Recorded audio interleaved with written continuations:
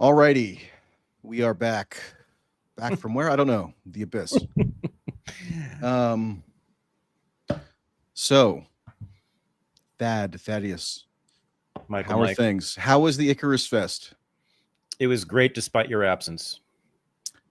I know. I mean, I'm seeing clips of me being lightly poked fun at in the comedy routine and everything, and Really? everybody's lamenting my absence. But hey, Well, we what are couldn't you gonna fit you. do? We couldn't fit you in. That's fine. It's fine. We It's had fine. we had 12 people for 3 panels, so it was a little bit crowded, but doesn't matter. I mean, Max Blumenthal has been texting me about what you're doing, and he says you're basically right.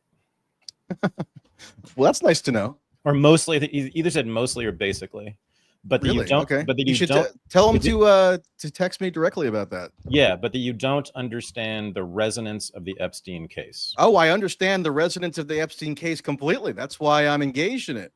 I know. Are you kidding? I know. So yeah, it'd be It's not great. a question of whether it's resonant. Yeah. So I mean, this is. So let's tell people what happened in the last, between you and me, first of all, in the last couple of weeks. So Mr. Michael here, my favorite journalist, you know that, Michael. Well, I've said this how many times? let's not get silly. I've said it publicly. So you like me better than Max or Aaron Multiple or all these times. people? You don't have to rank. It's fine. It's fine. Yeah, I mean, you're right there, man. Okay. Those are my favorite people, journalists, not people. Favorite. So you wouldn't necessarily put me number one. You'd put me within a group that you. I'm going to put you number like. one. Oh, really? Okay. Yeah, I'm going to put you. I'm honored. Yeah, man. There's first, one thing you have broader interests than the gray zone. Mm-hmm. You're interested in all things, and you're just constantly skeptical and constantly a gadfly, and then you follow up with it like a goddamn pit bull, and that's so, and 99% of the time I just love that, and I just watch you and cheer you on and have you on my show to tell you how much I think you're great. So in the last couple, when did I have? Yeah, whether it's a NATO summit, whether it's the all 2016 election, or whether it's Epstein, all of it. And so, but then you got a little pissed off at me. I mean, not really. And then maybe a tad. Okay, you can explain. You're muted or something. Am I back? Can't hear you. You can't hear me? Really? I didn't change anything. You can't hear me at all? Oh, I did. My bad. Sorry. My bad. Okay. Sorry. So sorry. Okay. You were saying you're not mad at me? Can you hear me now? Yeah, you weren't mad at me? Well, I mean, I think mad we can nitpick, but mad would be overstating it. Just kind of annoyed. Well, mildly, just more befuddled. Okay. So let's tell the story. So you were on my show, what was it, like 2 weeks ago? Yeah, it was about 2 weeks ago, I think. Okay. And I'm sure a lot of people here saw that. If you hadn't, please go look at it. It's on both our channels. Yeah, I posted it on Substack, and sorry, I wanted to do a Substack stream here, but like Substack won't listen to me to make it so we can stream over desktop. So apologies to anybody from Substack who was misled. I'll post it there afterwards. Oh, okay, good. And so for those who don't know, I mean, Darryl Cooper is a friend of mine, and not a close friend, but he's a friend, and he has been for a long time. And he was recently on my show, I think just a couple months ago, and you and I have gone back and forth about his other work on World War II. And I don't know his work on World War II anywhere near as well. I had never listened to his podcast before. There isn't much. He hasn't done much yet. He's mostly just said a few things on Tucker Carlson. I know he's been on Tucker Carlson's podcast, and that generated a lot of controversy. Beyond that, I don't know. He has not started his podcast on World War II yet, and he hasn't written anything on it either. So he hasn't really done much except say a few things. My problem is, and look, I deliberately compartmentalized all of that from this latest Epstein thing. Fine. But just my first blush impression is that, given now what I see to be major issues with his methodology, I worry that he could actually contribute to undermining what you and I both know, because we've talked about it well before Darryl Cooper even came up. My belief that there is a legitimate need for some quote unquote revisionism around World War II mythology and so forth. So if he's going to be a public face of that, or like the social media face of that. I find that to actually be a disservice to legitimate World War II, quote unquote, revisionism. As you probably remember, I was immersed in a little bit of a rabbit hole on that issue a few years ago. Yeah, indeed. And so the three of us, so far as I know, are the only people who are asking those questions about World War II. And that's one reason that I value Darryl. But the main point here, Michael, you wanted me to give you his contact information, and I basically I ghosted you for 3 days because I didn't want to do that, because it's a policy generally, and I knew what was coming. It wasn't like you were asking him on your show to ask friendly questions. I wasn't asking him on a show. I was asking him just to send him whatever. questions.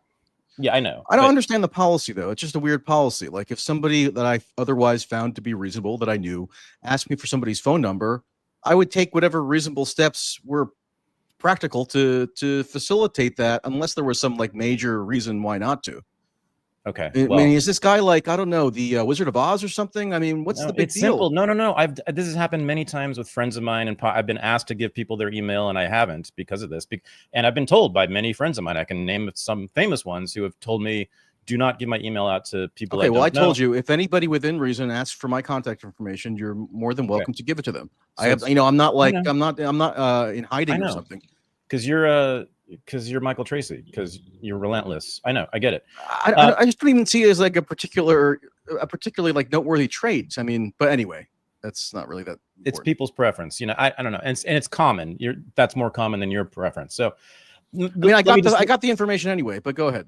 Right. So let me just restate my position on Darryl on this. So, good friend, and I like. Oh, he's a good friend now. No, I just revised that. Friend, long time friend, but just a friend, not a close friend. I've never been to his house. You socialized with him once in person. Okay. Yeah.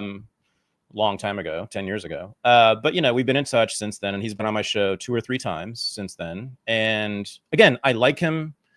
We share a lot of the same interests and curiosities. On Epstein, I think you are right, and he is not. At least confetti drops from the ceiling. At least, and I know you pushed back on this, but I still insist that we separate to some extent the 2 major claims about Epstein. Please don't interrupt me when I say this. One is that he was running with Ghislaine Maxwell a pedophile sex trafficking ring. That's claim 1. Claim 2, and I know that they're connected, but they still are separate claims, that he was connected in some way with some intelligence agency, either Israeli or US or maybe some other, and was doing something with them. Now, some people have said that was the blackmail. He was doing blackmail for that intelligence agency using the pedo ring. Okay, so what I'm saying to you is I think Darryl is wrong on the pedo sex trafficking ring. At least there is simply, I agree with you. I think you have shown the world that there's nothing there, that there's no evidence there. But, and I just want to table this for this discussion. We can get into it if you need to, but the multiple connections to government, high-level government operations and officials going back to the 1970s that this guy had, I think is more than enough to continue that investigation on that line. Fair? I mean, I'm all in favor of continuing to investigate. Actually, there was just a new Reason article that I read today where it draws on some tranche of emails that I hadn't been aware existed between Epstein and Ehud Barak, in which Epstein is basically making entreaties to Russia and saying, here's what to tell Putin about me because I want to go meet Putin. Now, I don't hear these podcasters really dwelling that much on the Russian connections. I mean, and there are other Russian government officials with whom Epstein was attempting to interface, and I think did interface in at least one case. Right. So I'm all in favor of additional investigation. That's not my problem. I want more material. We've been over this. We don't have to dwell on it. Yeah. And I also will have to just say, although again, I agree we should table it, that I reject this sort of neat separability that people want to postulate is possible to make between the pedo ring stuff and the I want to make stuff. that. I want to make you and others. Other people would like to make that case as the pedo, as like the beating heart of this thing unravels. People do want to pivot to, oh, what do you mean? There must be some interesting intelligence connections for us to suss out. Okay, fine. I'm just saying that once you unravel that first part, it's not as though there doesn't require a reevaluation of the entire sort of impetus for why it is that people are even invested in this issue in the first place. But we can bracket that because I did want to focus on the Cooper element. But Okay. Anyway, so continue. So you and I were going back and forth about this. We were annoyed with each other. I was refusing to give you Darryl's information, but then I forget. I think it was day 3 or 4 of that. I think I tuned into Breaking Points and I saw them do a whole segment on Epstein, which featured some interview with Sarah Ransom, in which she talked about being raped by Epstein, and her narrative of it was that Ghislaine guided me by the arm into the bedroom where Jeffrey raped me so badly that I wasn't able to walk and I was bleeding for days. Okay, so if this is the Sarah Ransom Breaking Point segment that I saw, maybe there were multiple, I'm not sure, but the one that I saw, it wasn't an interview actually with Sarah Ransom. It was her, I believe, speaking outside the New York City courthouse in August of 2019 when the Judge Berman, did something extraordinary and actually hugely violative of due process, which is after Epstein died, Berman convened this, I think, unprecedented court hearing in which alleged victims were invited to come and basically offer testimony against Epstein and or Maxwell. Let's do that in a second. Epstein's death mooted the proceedings. So that was Ransom outside that courthouse. And you're right, Breaking Points listed her as a, quote, survivor. In the headline of the YouTube video, her professional title, as usual, was survivor.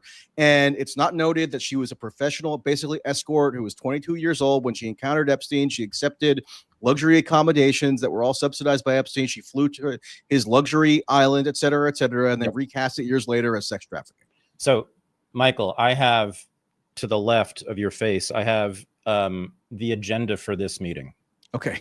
Okay. We don't want to get derailed too much. I have this very context. I have this very well organized, and I think not for anybody's fault, but it's obviously a very hard thing to follow. And so I think what I want to do is go chronologically just to sort of impose an order. And I think that'll help people understand better. So what I'm doing right now is just introducing our conversation. I'm telling people the history of this conversation, which is only 2 weeks old. Then I'll give you what I'm telling you is because I'm organized here, there will be a moment where we will discuss I will Sarah defer Ransom. to you. We will discuss Sarah Ransom particularly. So I saw Sarah Ransom, and I think they must have done it twice because this was another thing. It was someone else's interview. They were showing the clip of her saying that she was raped by Jeffrey Epstein. Yeah, okay. I might not have seen that one actually. And I was horrified. And here's the reason I really wanted to have you on is that in the last 2 weeks, but for a long time, but especially in the last 2 weeks, even after all the work you've done, and many of these people are aware of your work. I've been on Breaking Points. I know. I converse with Sagar and Emily and Crystal. I know. So so I've seen many people like them who I otherwise greatly respect as journalists and generally agree with. In fact, and Breaking Points is one example. In particular on Israel, Palestine, but on many issues, I actually think they're doing some of the best work as a new daily news show. Chris Hedges, I don't like, but I do think he is like at least somewhat of a respectable journalist with some standards. And, your demolition of his interview with Nick Bryant made me also very upset about the left generally on this. I saw it's left and right. It's left and right. I know. I saw at Gray Zone. That's what makes this unique. It's left. There's like no neat ideological distinction. I know. That's what I'm saying here. Yeah. So at the Icarus Fest this last weekend, there were many people there of the Gray Zone type, left wingers, anti-imperialist, etc., anti-war, who seem to not have any idea what you've been saying and believe the entire story about Epstein. So it is left and right, and then I have many libertarian friends who completely believe in this. And then last night, on my followers, we have an after show on Wednesday after my live stream on Wednesday nights, and we were talking about you and your work, and my people don't agree with you. They don't like nobody it. Does. I know, except you and a handful of others. Right. Some privately. Some don't even want to talk about it publicly because he wants to be called a pedo 24/7. And Richard. Yeah. Richard's an odd bird. You think? But I mean, who might it talk? Yeah, we're all odd. So I just became an odd duck, I think would be the term. I became very upset that people I think who are doing extremely important work, like on war, and Hedges is one of these. Again, I don't like him, but he does the right things on war, and Breaking Points and others, libertarians, Dave Smith, people who I really, really agree with, and they're important to me. Dave Smith is one of the worst perpetrators recently. I know. We'll get there. Yeah. Okay. So the reason I wanted to have you on again. Sorry, I'm just laughing. There's a commenter. I should zone out of the comments, but Thank you. Somebody says Richard Hanania died today of natural causes, which I would assume is not true, but I am good. Yeah. So the Epstein case, the Epstein mythology is a real problem for me. And I'm very concerned about it, again, because it is, if not destroying, it is seriously tarnishing the reputations of many people I think are very important and very good journalists otherwise. Okay. I'm not Can I give it a little, I mean, I want to have you finish your chronological sketch here, but just for my own purposes, one of the arguments I've been making as to why I'm even focused on this, and I think I might have mentioned this 2 weeks ago when we did our stream on your show, and this is obviously going to appear on your show or whatever you'd like to do with it, but one of my motivations, because people are always trying to impugn my motivations, right? It has to be me hiding my own sexual depravities, etc., which, you know, is just not true. But of course, I'm not going to be able to convince anyone of that. Or I have like stuff on my hard drive that needs to be examined by the FBI or whatever. Also not true. But I mean, how am I supposed to prove that to anybody on the internet?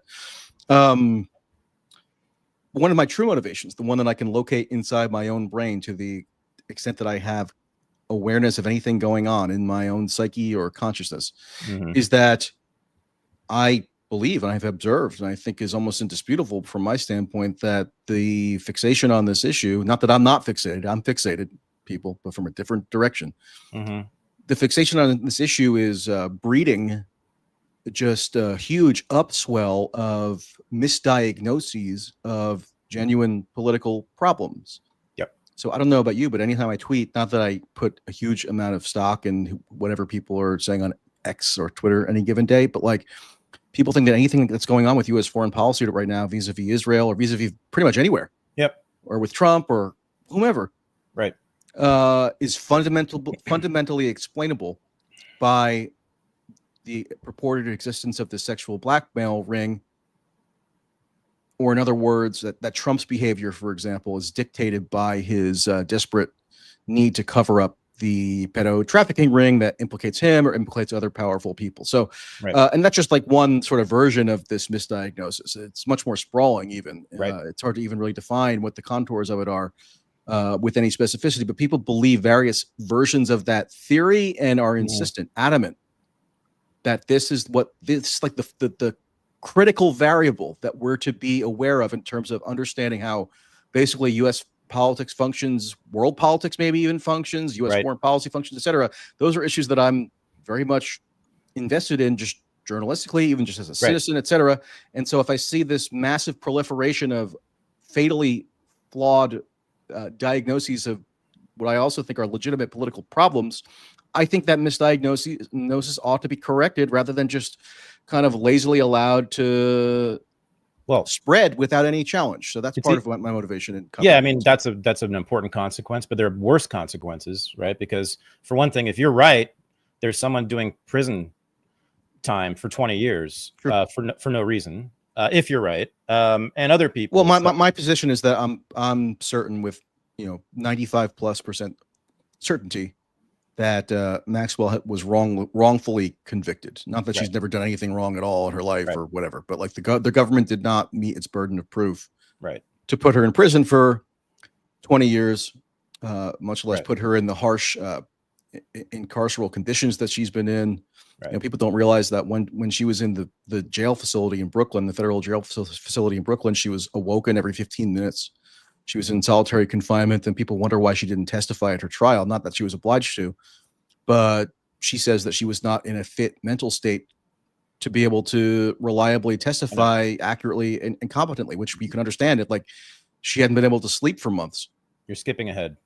Just give me a minute. Okay. So the final reason I think that I'm concerned about this issue and I wanted to talk to you again about it is that I have written about this. I've researched it for many, many years. The sex trafficking hysteria, the sex trafficking trope, which has been shown to be not entirely, but inside this country, almost entirely a myth. And I can go through that. I mean, many people. And the child sex trafficking, especially child in particular, is that if we're going to talk about resonance, right? That's the most resonant. So the the short Are we story going to talk about on- the mass shooting yesterday? yeah. So the short story on sex trafficking is that it's almost always just simple prostitution. And it's called sex trafficking so that they can enhance sentencing, etc. We're talking about the United States here. It could be a different story in Thailand. I'm not talking about Thailand. I'm not talking about Thailand. I don't have India. enough knowledge about what goes on in I'm talking about the Asia. USA. About the United States. There good is, old USA. Yeah. There is virtually no. I've still not really found any evidence of anybody being a sex slave inside the United States, and I've been doing this research even historically for years and years and years and years and years. I mean, there are like so many certain isolated incidents that people can point to. Like, remember that there was that case in Cleveland, like in 2016. Oh, okay, yes, except for him, right? Yeah, right, exactly. I mean, like every now and then, something anomalous happens. It's a big country, etc. No, I'm sorry. Yes, there have absolutely been like probably a few hundred cases where Elizabeth Smart got kidnapped in 2002 by some like crazy religious there have been self-proclaimed religious prophet or something. There have been, but never as a part of a ring. It's just it's usually just a psychotic sadist who chains a woman to his basement. Yes, that has happened a few times. Other than there could be a ring somewhere that might have happened at some place, but like never seen it. Never seen it. Anyway, so that's why I was skeptical about these particular claims about Epstein, and that's why I was particularly receptive to your counterclaim. So can we begin the fucking chronology now? Okay, let's begin. And can you try to stay? I got plenty of time. I'll try to exercise some self-restraint. Can you try to stay? But is it okay to like interject a little bit here and there, or is that going to annoy you? A little bit. Can you just try to stay on the chronology? I'll try to stay on course, yeah. Okay, is it fair to start in 2005? I thought you were going over the chronology of the Darryl Cooper thing. No, we're going to do the case, man. But this is about Darryl Cooper, right? Oh, we're only going to talk about Darryl Cooper? Well, not only, but I mean, that's sort of the impetus here. I thought you were going to go through the chronology of what? Why Darryl Cooper's not Darryl Cooper? Why are you obsessed with Darryl Cooper now? I just wrote an article on Darryl Cooper. I'm trying to promote the article. That's easy to deal with. But let's deal with Darryl Cooper first. I don't think you've presented the case in a clear enough way, and I'm here to help you do that.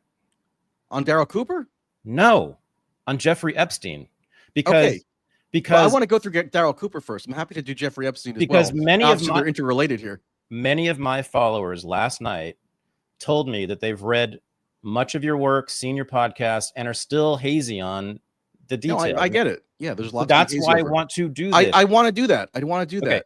But, so let's start. But I'm just telling you, part of like my main impetus here was to talk about the Darryl Cooper sort of component of this. We can get into the broader Epstein chronology. I'm not the Darryl Cooper whisperer. Again, he's a friend, but not a good friend. I know, but okay. I'm not trying to pin blame for you. Interject about Darryl Cooper whenever you want. How about that? Is that a good deal? Okay. So last night, several people in my after show, my followers were saying, and where does this after show take place exactly? Goodness. Sorry. I'm just curious. Like, is it on Locals or something like that? Or it's through Patreon? Through Substack and Patreon. Oh, okay. Yes, okay. if you're a Substacker, you'll have access to it. Okay. Wednesday nights at 8:30 p.m. Eastern. It's after my show Unreported, which is my live stream on Wednesdays, which we almost invited you onto. But anyway, we thought this would be a better way to do it. Okay. So I noticed that many of them first latched onto or said, well, there was a 14-year-old. And there was a 14-year-old who claimed that she was raped by Jeffrey Epstein with the assistance of Ghislaine Maxwell. Okay, so that begins, am I wrong, in 2005, right? Which is the beginning of the actual legal. Not quite. Is there something before 2005? I mean, if you had told me that this is the chronology we were going to be going through, I would have reviewed just to make sure I had all my facts and dates right. I mean, I have most of it at top of mind. But there's so many sort of interlocking details here that you want to just make sure that you're maximally precise. I'm quite sure that that's when the police opened. Okay, that's true. Okay, so there are differing sort of stories told as to what initiated the initial Palm Beach police investigation. Right. Okay. 5. And it was somebody who we assume was 14 years old. That's the parents said so at the time, right? Well, here's what happened. Okay. It's pretty interesting. Sometimes when you hear this described, it's the 14-year-old ran to her mother or something and told her about something awful that just happened and wanted to do something about it. That's not what happened.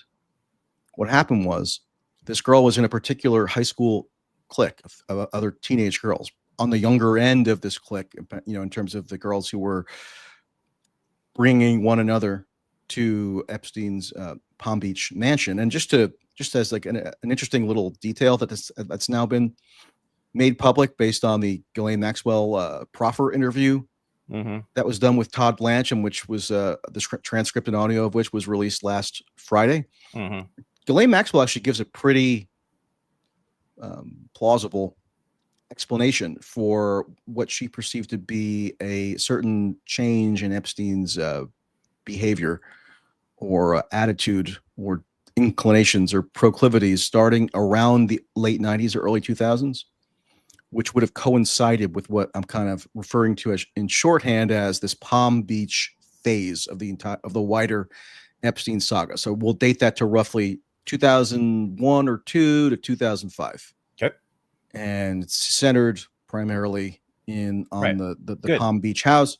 Good. And Maxwell says that she knew at around that time Epstein began to take what Maxwell described as just disturbingly high doses of testosterone. Right. So beyond just like whatever the therapeutic level would be, she was disturbed at the high dosage of testosterone that he was taking around this time. So that rings true in terms of like what Epstein got up to at that around that point. Remember last time we talked, I told you that like my sort of elevator pitch has become like 90% of what people think that they know about this whole story is basically BS, but there's a 10% that, is real enough. And we can talk about that 10%. That relates to the Palm Beach phase. And Maxwell filled in some additional detail by saying from her perspective, she observed Epstein taking these excessive doses of testosterone. So you could see maybe he got a little reckless. Maybe he got a little impulsive. Maybe his sex drive was inordinately high for a man in his 50s. Actually, based on how Maxwell tells it, Epstein didn't have a particularly high sex drive prior to that point. They only had sexual intercourse, she said, once, like full intercourse. What? Which, he preferred like other kinds of sexual acts, but in terms of full intercourse, he only had it once, which is when they, like the first time, I guess, they consummated their affair. She never like quite considered herself his girlfriend exactly. Who knows what the exact dynamic was.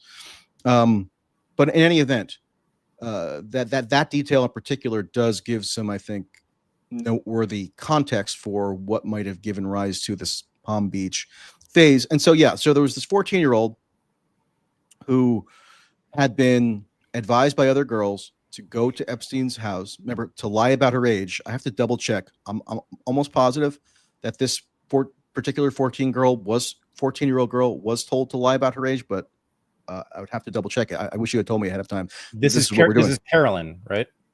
I believe this is Carolyn. Yeah. Okay. Although, I'm pretty sure this is Carolyn. Okay. I thought, you've been doing this for months now. I know, because because you know what, if you go look, so I've read through a lot of the original Palm Beach investigative files. They were released in mass in actually July of 2024 after Ron DeSantis signed legislation in Florida that granted certain exceptions so that like grand jury material could be released, etc. I'm pretty sure that initial 14-year-old was Carolyn Adriano. But I wish I could have had double checked. I'm not 100% sure. Okay. You know what? It's the only 14-year-old I'm aware of. Well, no, there was another girl who testified at the trial who claimed that she encountered Epstein and Maxwell around the time when she was either 14 or 15, but then like the sexual acts happened later. But the idea was that because she initially met them at that age, then it could be characterized as grooming towards some ultimate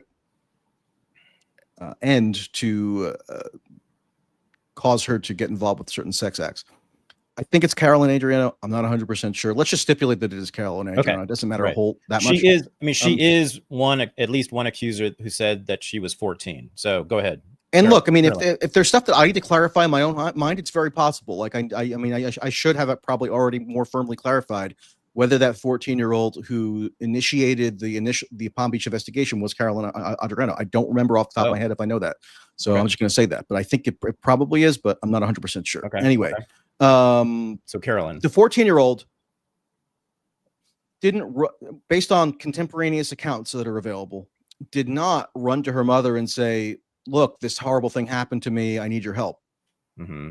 She went to school, okay, and girls were gossiping about her, essentially saying, oh, she's one of the people who went to this guy's house, and then there was some kind of fight with another girl, right? A teacher got involved or notified, and then I'm pretty sure what happened is, and they had to go for some kind of disciplinary, thing. Whatever happens if two teenage girls get in a fight at school, mm-hmm. and either I think the principal might have been aware of it, or my recollection is that the guidance counselor ended up learning of this and then contacting the mother, and so then the mother, who wants to know what did her 14-year-old daughter get in a fight about at school, then eventually prized this out of her. And that's what then precipitates the call to the police. But then that particular girl, so she, her father, her parents are divorced. Okay. So, and then the father ends up trying to file one of the earliest victim lawsuits against Epstein, based on what happened to purportedly to his daughter. And it's against the wishes of the mother. Oh. And the daughter. The mother and the daughter don't like the father's new girlfriend or wife or whatever. They suspect she's behind it as like a money grubbing opportunity. And so if you go and read this 14-year-old, because the problem is a lot of the for privacy reasons or whatever, if you go and read some of these original files, the name of the 14-year-old is blacked out. Right. So that's why I'm not 100% sure if I can connect this in my mind to Carolyn Adriano, although I think it probably is, but I'm not 100% sure. And so there's this whole like sort of side plot of, is the father trying to swoop in because he knows the daughter had this interaction with the rich guy, and the father like had some skeevy past in terms of his own criminal conduct, said, and so it already got, the lawyers were already sort of involved at that point in terms of seeking enrichment. This was not anything to do with Bradley Edwards or David Boies, the people who came later, who were kind of the main legal antagonists of Epstein. This is like a separate thing. Right. But anyway, yeah, that's what happened. And so this girl, right. She gave different accounts, right, of what actually occurred to her at this. She only gave one. She was only present for one of these massages, right? Okay. And she gave differing accounts of like to what extent she was subjected to any sexual contact with Epstein. Now, if anybody's wondering, I do not condone being in a sexualized scenario of any gradation. If you're a man in his 50s and there's somebody who's like ID you didn't check, I mean, just don't even get involved, okay, people? Like, I'm not endorsing Epstein. We don't need to stipulate that. Yes. I know, but like it's okay. Worth saying, I guess. Okay. Although it doesn't save me from any accusations. So she gave differing accounts of like to what extent she was even subjected to any kind of sexual contact. Really, she didn't allege rape. She didn't allege assault. She didn't allege anything of like, it was particularly grave. I think there might have been like a point where like she's giving a massage and he kind of like brings her forward to him or something like that. Again, sketchy, but like not rape per se. And these girls were all being counseled to say, look, you got to say you're 18. As I told you last time, some of them had fake IDs. I don't remember if this girl had a fake ID, but like she was, and if you mention this stuff, people are going to accuse you of character assassination or whatever, but she was kind of like, even just at whatever age she was at that time, kind of like a party girl type, and doing drugs and whatever, getting in trouble, and yeah. So I mean, I believe that I wish I had verified that was in fact Carolyn Adriano. I think so, but in any event, at the Maxwell trial, there was a Carolyn Adriano who testified.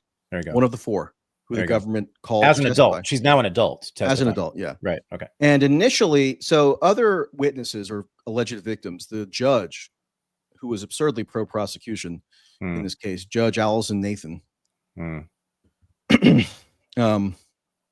There's more to say about that judge, but I don't want to be crass. People can look her up. And other witnesses the judge allowed to testify under totally fake names, including one particular woman. We're not talking about children here who are testifying, right? These are women in their I think a minimum in their early 30s at the time, right? Who she allowed like one particular quote unquote victim to testify with a fake name, even though this particular victim, her name is Anushka Di Giorgio. Basically, she was a British socialite. Essentially, she was on billboards modeling underwear and stuff, early in her modeling pursuits.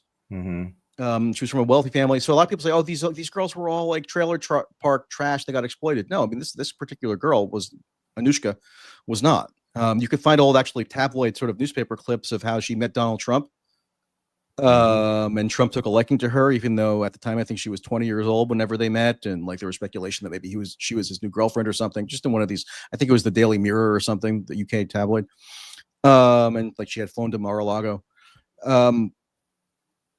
So that girl was from a wealthy, well-to-do family. Yeah, I don't know how wealthy, but like well-to-do enough where she was like she lived in like one of the most posh parts of London. So she was allowed to testify under a fake name for whatever reason. Carolyn, I guess, would have had the opportunity to, but she initially only used. But then, like as the trial progressed, she decided that she would just use her real name, Carolyn. I don't know that they ever said her last name in the trial. But yeah, she was very a very troubled person. She testified at trial. This is key. This is key. Yeah, she was schizophrenic. She herself said this. She herself said that she kind of volunteered it. In fact, it's in the transcript. You can read it. Yeah. Yep. I've posted it. She volunteered it. Right. And she said that she was hearing voices. Right. Telling her that sex traffickers were going to come and abduct her children, because she at that point had children of her own. And then about two and a half years later, she dies of a drug overdose. She's deceased. And she, even like the circumstances of her death, like some of the family members were like her mother was suspicious of the circumstances of her death. Not that like, I don't think the mother ever assumed or claimed that like Epstein or Maxwell or anybody like had, wanted to take her out or something, but it's more about like her dynamic with the husband at the time. And they were living in Florida, but they were getting ready to move to North Carolina, I think. And I think she, whatever it might have been. And they were staying at a hotel and like temporary housing. And there were just like suspicions raised about what exactly gave rise to her death. Like, did the husband wait too long to call the cops? I think was a suspicion. Right. But yeah, I mean, so the jury was asked, because there are certain charges in the indictment that related to, for which the government would have to prove beyond a reasonable doubt that Carolyn Andriano was a credible enough witness that the jury, would convict based on her testimony. Right. And so somehow they got the jury to accept that testimony from a self-admitted schizophrenic who's hearing voices about events that occurred 20 or more years prior, and who had lots of drug issues, had other criminal issues, which I'm not like trying to say to cast aspersion or anything. It's just true. And had gotten a lot of money from various settlements. Like she said, like at one point, so the defense attorneys did try to raise this idea that perhaps because these alleged victims received so much money through various settlements over the years, that could have shaped their account of their purported experiences, right?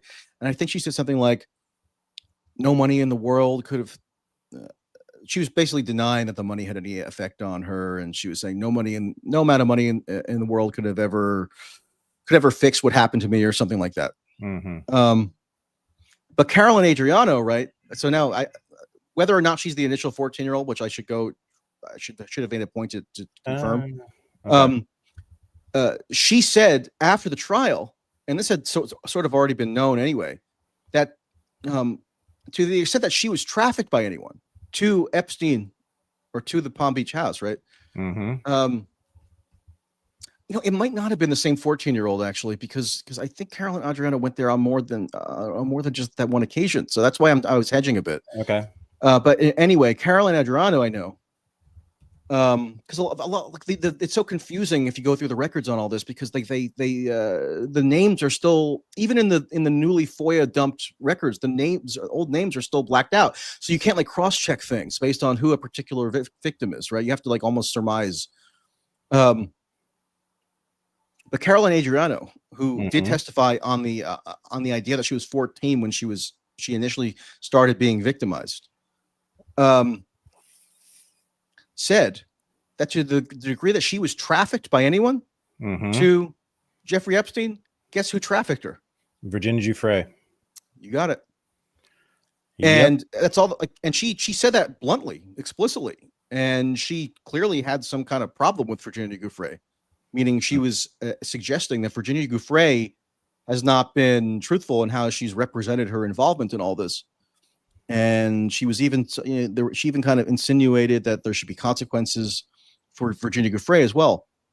But the irony is that Carolyn Adriano was brought in to testify as to the alleged sex trafficking of Ghislaine Maxwell.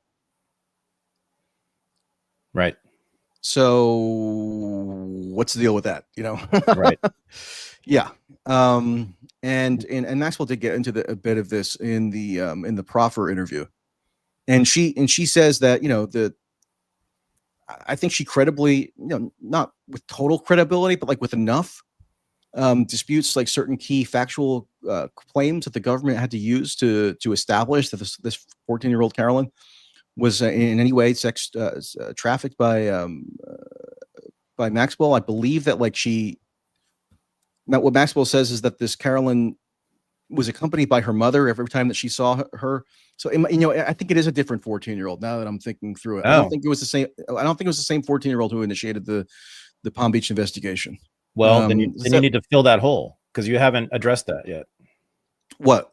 The 14-year-old in 2005. No, I gave you information about the 14-year-old in 2005. I'm just saying I wasn't 100% sure if it was Carolyn Adriano, which now I'm pretty sure it wasn't. I think it was a different 14-year-old.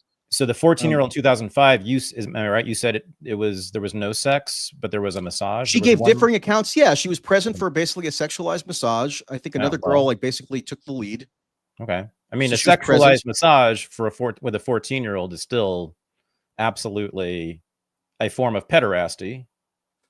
Sure. I mean, but I think the idea was that she would basically have to go down to her bra and she'd be present for the massage. She would take part in the massage, but there was not a bona fide sex act really performed on her, which she, based on what she said. I mean, I think at a certain point in that initial Palm Beach investigation, it was acknowledged that there was no bona fide sex act performed on that 14-year-old by even the prosecution, right? That was part of the reason why there was such extended ordeal with that Palm Beach case. There were big evidentiary problems. And then when Epstein ultimately did plead guilty to state level charges in Florida, as I think I told you before, it was the 17-year-old who said that she was one day before her 18th birthday that she had full intercourse with Epstein, which was kind of rare. It would have been rare for Epstein to have full intercourse, but she was one who he did have full intercourse with, and it was the day before, she said, her 18th birthday, and that's the basically the basis on which Epstein pleaded guilty to this second charge that Alex Acosta, through his federal intercession, had added to the charges that Epstein would be required to plead guilty to, which was the one state level charge of solicitation of prostitution, which the Epstein had already been indicted for by a grand jury in Florida, right? But the feds come in and say, look, this is insufficient. We've identified what we claim to be is this sort of a universe of government designated victims. And so therefore the only plea we're going to find acceptable is if Epstein has to plead guilty to an additional charge that would reflect his, victimization of minors in some fashion. And then he pleaded guilty to that in relation to the 17-year-old. Okay. But he didn't plead guilty to anything in relation to the 14-year-old, right? Because there were questions as to whether what exactly happened to her. She was changing her story. She had lawyers get involved to maybe to get so her father could get a payout, right? Okay. So I'm pretty sure that's a different person actually than Carolyn Adriana. Although I'll double check. Okay. But I'm pretty sure that's the case. Okay. All right. Can I go back to the chronology now? But like, I guess like to anybody who was in your after show or whatever, like I'm not denying that at some point there was a 14-year-old involved here. Like I'm not trying to exonerate Jeffrey Epstein of any possible wrongdoing. Like that's never been my ambition in any of this. I mean, a sexualized massage from a 14-year-old. I mean, that's not good. That's also illegal, is it not? I would think, isn't that? If it were to be proven, I think that's illegal. And well, I don't know. Is it illegal? Is it illegal when we say sexualized massage, right? I don't know what that means. Is it a sexualized massage to have a 14-year-old undress to her bra or something and perform a massage? I'm not sure. I don't think it's advisable. Is it illegal? I'm not 100% sure. I would bet you in a lot of states you would go to prison for that. Probably. Yeah. I'm not totally sure. And I think most people watching this would think you should go to prison. Okay, yeah, fine. So, I'm not going to argue with that. So we're beginning with a little bit of ambiguity here, right? I mean, we're not clear about this 14-year-old in 2005. It looks like it might have happened and maybe not. Well, that was part of the problem. That's why that Palm Beach initial Palm Beach case was so stymied and why the local cops. It's not clear either way. Eventually. It's not clear either way on that. Okay, so that's where we start. Okay, fine. 2006, he's arrested. And remember, you have to prove. You don't have to prove, I guess, mens rea if it's a statutory offense. But there were, questions. Did she lie about her age? Was she told to lie about her age? Right? Did she say she was 18? Right. Etc. Right. So that was another sort of evidentiary quandary that was being dealt with. And there is a fair amount of evidence that the girls were told to lie about their age. Yeah, by other girls. Right. By other girls. Right. Okay. Good point. It wasn't Epstein said, "Hey, lie about your age." So, although I think I told you, I might have told you last time, or I mix up all the streams I've been on, but there was one girl, if you go through the Palm Beach investigatory records, who I think reasonably credibly enough says that she knew that Epstein knew that at one point that she was like 16 or she was not of age, but he kind of proceeded with it anyway, which again would be consistent with this idea that he got reckless and impulsive with the testosterone. But then after the initial Palm Beach after 2005, right? After the local criminal investigation against him commenced, there's there's a lot of evidence that he did become much more. He didn't stop trying to get attractive young women to accompany him and whatever, but he did get a lot more strict than he had been about verifying that everybody was of age. So if you look at the federal indictment from July of 2019.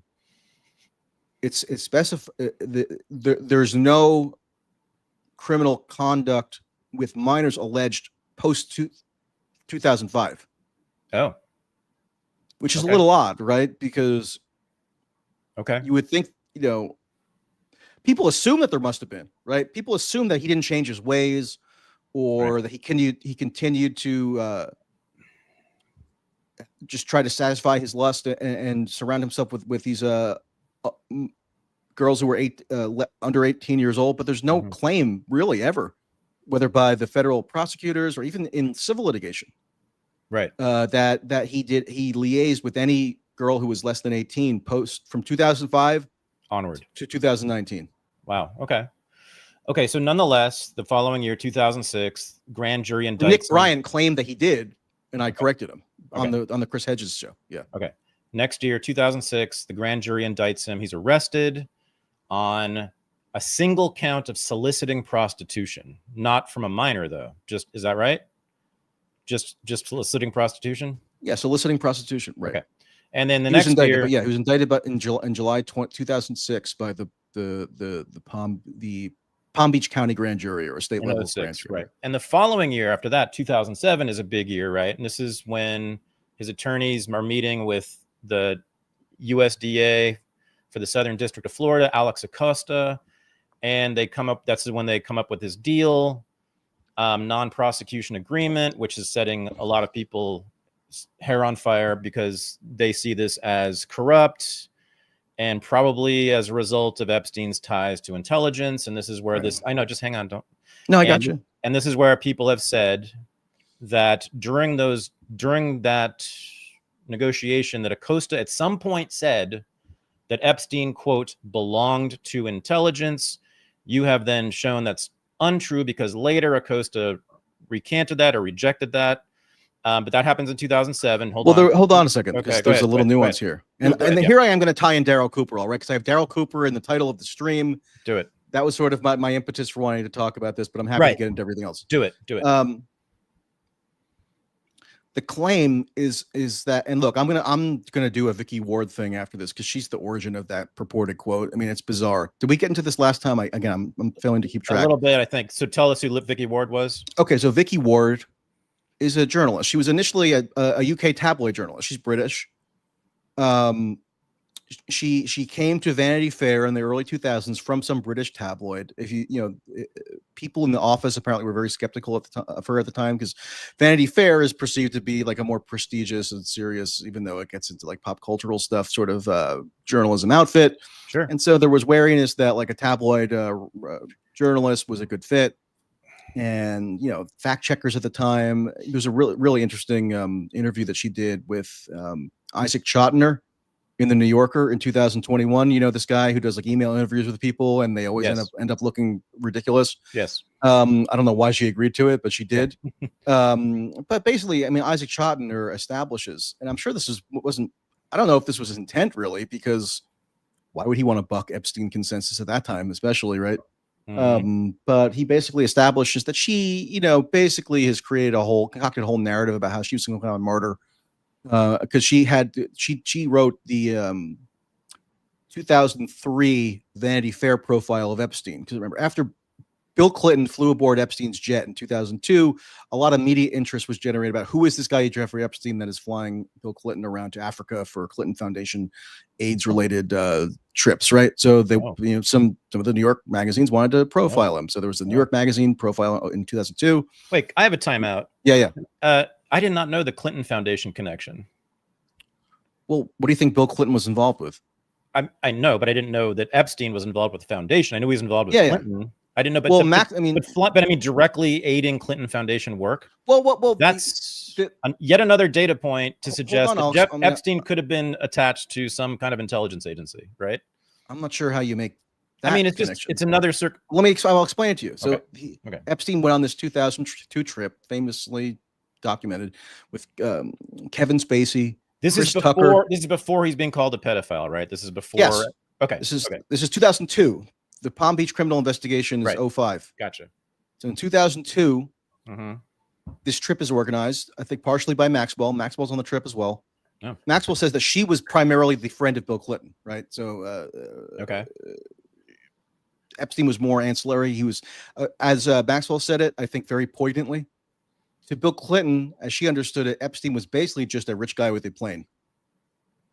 Okay. And so, in 2002, they were organizing a trip where Bill Clinton wanted to go visit like whatever his Clinton Foundation was doing in Africa for AIDS prevention in 2002. So Epstein supplied the plane and he went on the trip, right?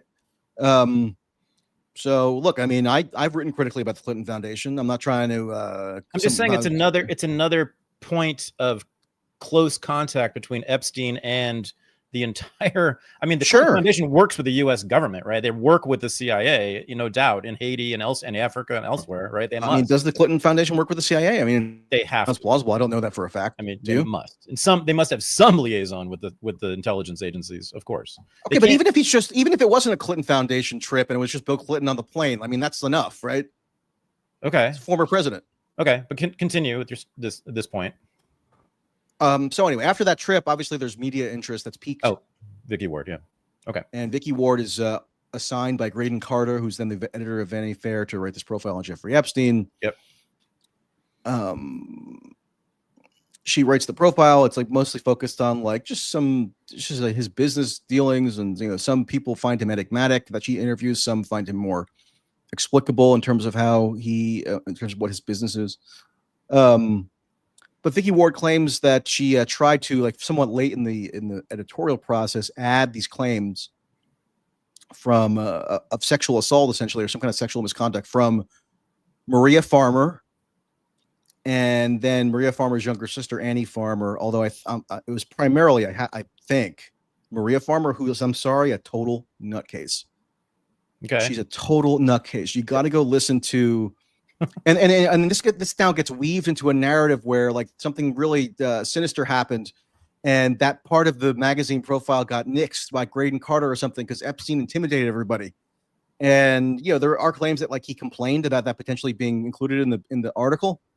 But he probably would have had grounds to complain about Maria Farmer having any input at all in this profile because she's a total lunatic. Tell us I'm how. sorry. Yeah. What's that? How is she a lunatic? Oh, yeah, I'll explain. Okay. So, first of all, she was 25 years old when she came into the employ of Jeffrey Epstein in 1995, I think. Okay. So we're not even talking at this point about underage stuff, although then her sister was added, as somebody else who had purportedly been victimized by Epstein. And actually, Annie Farmer, the younger sister, is one of the 4 who testified at the later trial. And Annie Farmer, by the time she testified in that trial in 2021, she was like a professional trauma therapist or something. She was basically seen as like one of the ringleaders or the organizers for like the victim collective to like represent their collective interests or something, because she had these supposed professional qualification. Annie Farmer's like not a total lunatic based on what I can tell. I think she's shading the truth, or she's she feels like she has like some legitimate mission that she's on, but she's not a total lunatic. The older sister, Maria Farmer, is a total lunatic. Okay. She was an art student, or she was a fledgling artist, and her story is that she was like selling art at a gallery or something in New York, and Epstein and Maxwell showed up, and they wanted to purchase an art piece of hers, and she was going to sell it for more money to some other buyer, but then Epstein and Maxwell convinced like the Ms. Guggenheim, who ran the gallery or something in association with like the New York Society of Art or something like that, to instead have her sell the art piece to Epstein. And then through that connection, she was offered to come work at Epstein's house in New York. And just this summer, last month, she was on CNN saying, in the course of her employment with Epstein, it's just kind of like house staff essentially, where she would be like the door greeter, more or less. She was at one point in Epstein's office, so separate from the house, but nearby. And Donald Trump came in, and Maria Farmer says she was wearing running shorts at the time, and she was seated, and she says Donald Trump looked at her, and she was very victimized by this. Well, a lot of people are victimized by Donald Trump looking at them. But then Maria Farmer ends up going to the Ohio estate of Leslie Wexner. Leslie Wexner, rich guy. Yeah. People think that this is the big intelligence component. Why won't Michael Tracy address the Leslie Wexner component? I'll address it. Maria Farmer is basically sort of hired, it seems like almost an in-house artist or something for Leslie Wexner, because this guy has like more money than anybody can ever dream of. So he just like splurges on all kinds of crazy stuff. He has this, I think it might be the biggest private residence in Ohio, or one of them. He has a real estate sort of development that he is building, because like the idea is that he wants to like build houses so his friends can live around him or something. Epstein, according to Maxwell in this proffer testimony, one of his duties, given his relationship with Wexner, who did we understand give him power of attorney, or I don't know if it was full and complete and total power of attorney. I guess it probably was, but like whatever he actually gave him, that part of that entailed Epstein sort of running or presiding over like the financial element of this new real estate development in New Albany, Ohio. And Epstein was also in charge of like some country club that Wexner had there. And but Maria Farmer's there, right? At some point, and like you got to go listen to. Guess who she gave a lengthy interview about this to in 2020? I'll give you one guess. Who sounds like somebody she might have been in touch with? Geraldo Rivera. I don't know. Whitney Webb. Oh, geez. Okay. So we're dealing with some kind of hallucinatory hysteria. And okay. And so Whitney Webb does like a several-hour interview with her that she then posts on the internet, because at the time Whitney Webb was going around in media interviews basically just like parroting what she had been told by Maria Farmer as though it were credible. She's making fact claims based on what she had been told by Maria Farmer. And then, and she said, "Oh, to prove I have total factual basis for making all these claims I've been making, what I'm going to do is post the full audio on this on this one of her precursor websites called The Last American Vagabond or something. Who knows what the hell she's involved in?" And interestingly enough, she says at the request of Maria Farmer, she takes down the audio 2 years later, because in this interview. I'm sorry. It's just like, it's unbelievable that this person could have been seen as credible by anyone, much less a purported journalist like Whitney Webb, right? And this Ryan Dawson guy, by the way, who everybody tells me I have to engage with, he has been in communication in one way or another with Maria Farmer over the years and Virginia Giuffre. He says, I've been trying to get more information at like, when did he start communicating with these two? He doesn't know, or he needs to go get his PC, or he's on vacation, or he's always busy. If there's always something going on where he can't answer my questions. And so, but Whitney Webb, I mean, I shouldn't be stunned by anything anymore, but like it was stunning to listen to this interview with Whitney Webb. So this woman she's hallucinatory. She was saying that she gave this whole tale about how she was held captive as an adult. As an adult at 20, 20, she was 26 by the time. 26. I think. Okay, yeah, right. She's held captive at this Wexner estate, right? But she also says that she brings her younger brothers to come stay with her while she's being held captive. And she says she's being held captive because there are snipers everywhere. There are Doberman retrievers who are around. And she says that she's also being held captive because there are Jewish mafia around. Mm. And she says she admits, I'm anti-Semitic at this point. She more or less says that. Like she said it's been very difficult for her because like now she's legitimately anti-Semitic. She thinks that the Jewish mafia were responsible for all this. She's into this guy David Icke. You know that guy? Yeah. Yes. Who was a colleague at the time of Whitney Webb, apparently, because Maria Farmer says, "Hey, my mom and I," meaning Maria and her mother, apparently, love David Icke. Can you put us in touch with David Icke? And Whitney Webb's like, "Sure, that'd be great." Oh. Now, David Icke is a guy whose big master theory of the universe is that there are reptilian humanoids who walk among us, and govern our affairs. Yes. And so that was Whitney Webb's close colleague at the time. Oh boy. And and so I mean, she just tells this whole spiraling tale, and then it gets to the point where she describes like the supposed sexual assault, right? And she had told this to the New York Times a few months before.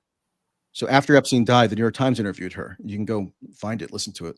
I linked it in one of my pieces that I did on Whitney Webb. I think it was The Web Whitney Weaves. Isn't that a fun alliteration I came up with? Mm-hmm. But Maria Farmer's like, she says to the New York Times, there are different kinds of rape. I was raped of my sanity. And, Michael Barbaro, who's hosting the daily podcast of the New York Times at the time, was like, "Oh, wow, really? That's really something."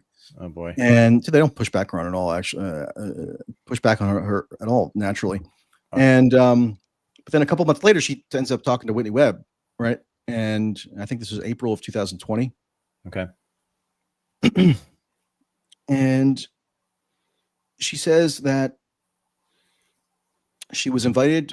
Her story is, I think, Maxwell might even deny that she was even present. I'm not 100% sure, but Maria Farmer's story is that she was invited at 26 to join Ghislaine and Jeffrey in bed one night when Jeffrey was watching a PBS documentary on mathematics.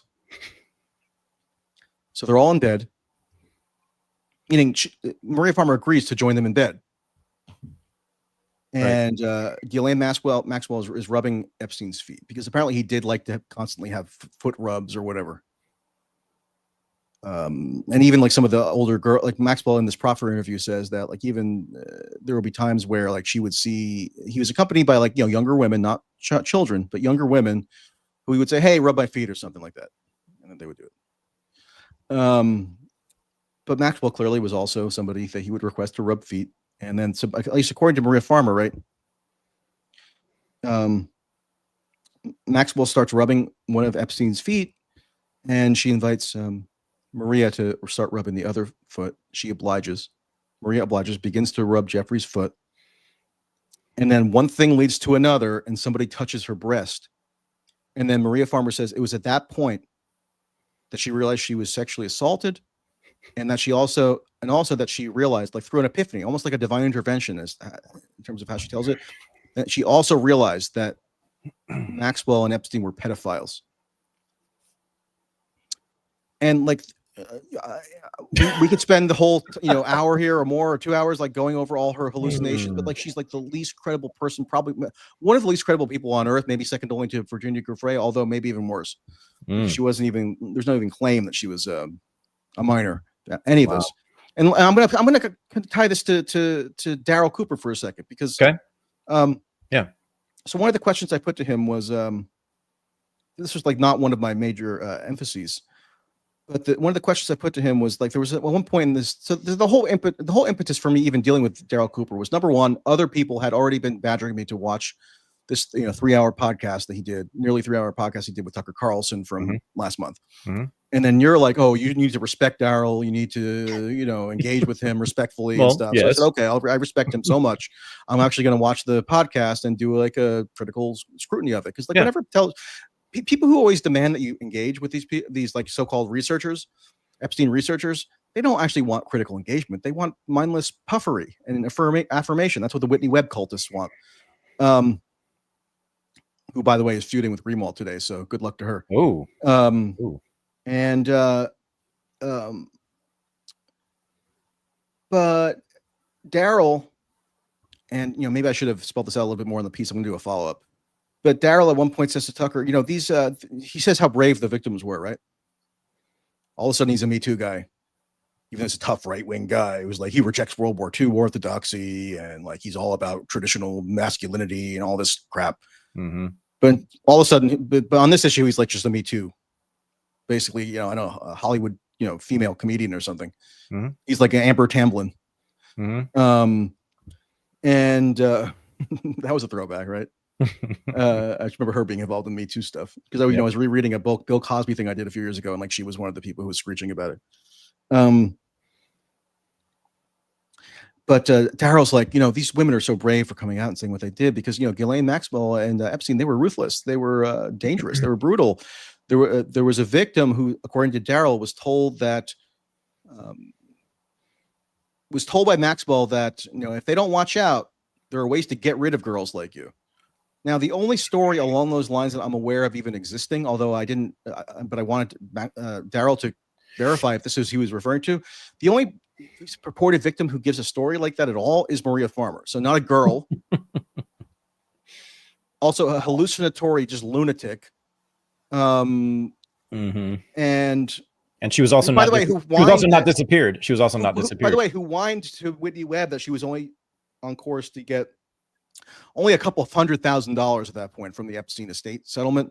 I don't know how much she ultimately got, but she was really annoyed that she was only on track to just get like basically less than $1 million. She thought that she deserved much more for her for the rape of her sanity. So that struck me as who Darryl must have been referring to when he relayed this little anecdote about how horribly these victims were treated and how brave they were to come out. And he referred to her as a girl, right? So I want him to say, who is this girl? Again, no response. I don't want to derail the chronology here, but I do want to talk about Cooper. I want to get your take on the Cooper article. You said you read mine yesterday. Yep. So for people who don't know, despite your initial obstinacy, I did obtain Darryl Cooper's contact information. Not from me. Not from me. Not from you. Email, phone number.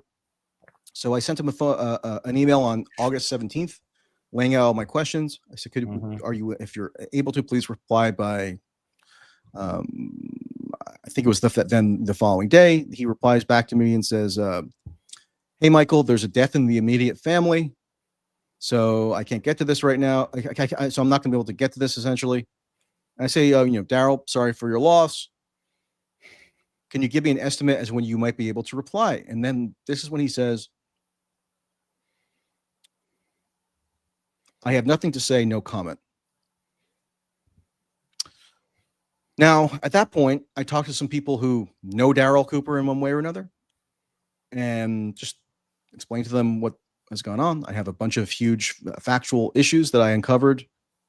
Didn't take that much strenuous research to uncover the factual issues, such as him, for example, essentially making up a fake quote from a federal judge on the Tucker podcast, purporting to cite a non-existent judicial ruling, citing a non-existent judicial finding.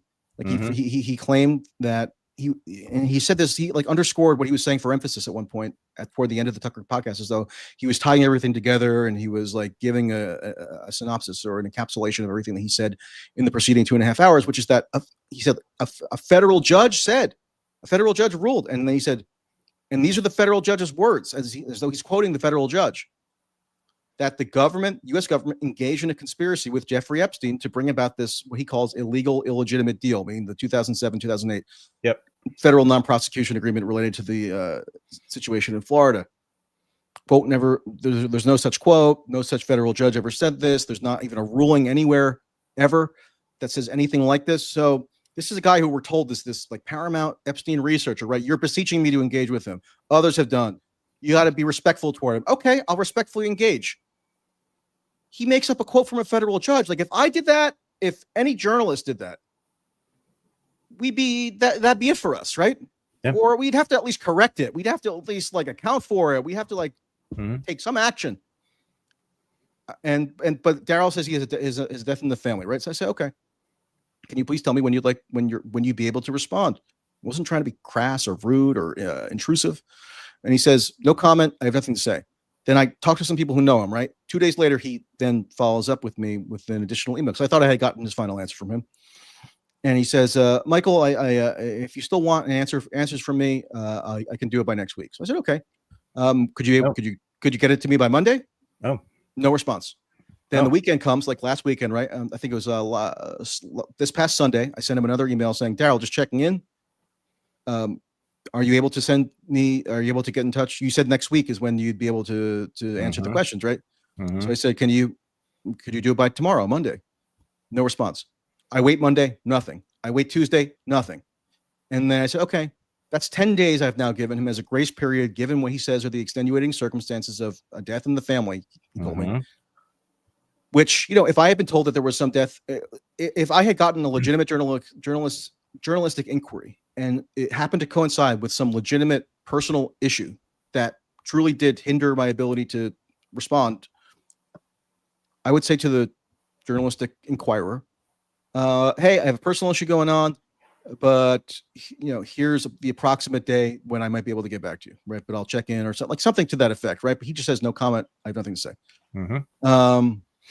And so I published the article last night. And so you got just to recap for people. So you had him basically making up a fake quote from a federal judge to like tie together his whole argument. You have him being asked by Tucker Carlson, hey, so Darryl, since you're one of like the foremost Epstein researchers on the internet, and because Darryl says he's been the quote Epstein space for over 10 years. So he's like an OG Epstein researcher, right? So everybody looks up to him in the Epstein space because of his just vast wealth of knowledge. They ask him, Tucker asks him, okay, so given all these sort of details you've been explaining to us about this whole Epstein saga, who are some of these prominent people who continue to meet with Jeffrey Epstein after the 2008, 2009 entry of a guilty plea by Epstein, and then his incarceration, then his release from custody? Because there were prominent people who did continue to associate with him in one way or another post 2009. And so the first person that Darryl Cooper says was, as an example, of somebody who associated with Epstein after 2009 is Bill Clinton. I'm sorry, no record anywhere ever of Bill Clinton associating with Epstein post 2005.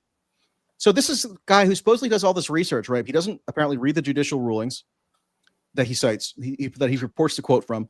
He doesn't know, he can't give an example of somebody who associated with Epstein post 2009, which there are others you can give. Ehud Barak is one of them. Noam Chomsky is another. This pro-Israel conspiracy, right? So those two, I guess, were sort of odd bedfellows. Woody Allen is another one. So throw in another, I guess, Jewish element if you'd like. But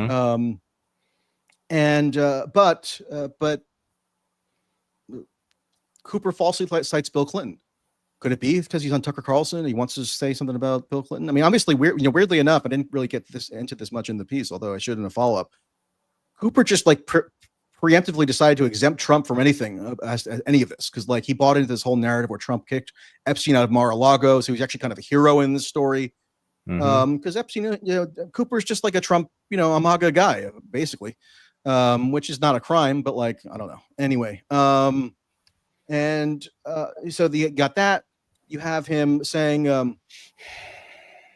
don't you know that like one reason, like part of his theory was that Epstein didn't himself nickname his plane the Lolita Express. It was others. It was his friends, he says in one of his articles. Or on Tucker's podcast, he says it was other people. So it's okay. Who are these other people who you're saying gave the nickname to the plane Lolita Express? No answer. No answer to any of my questions. And you know what? You know what the actual genesis of that supposed nickname is? It's a tabloid nickname. It's a tabloid invention years after the fact. No, it was the Daily Mirror. Oh, okay. UK Daily Mirror. Yeah. And they say that locals in the Virgin Islands have given this name to the plane. They don't cite any locals. It's just like an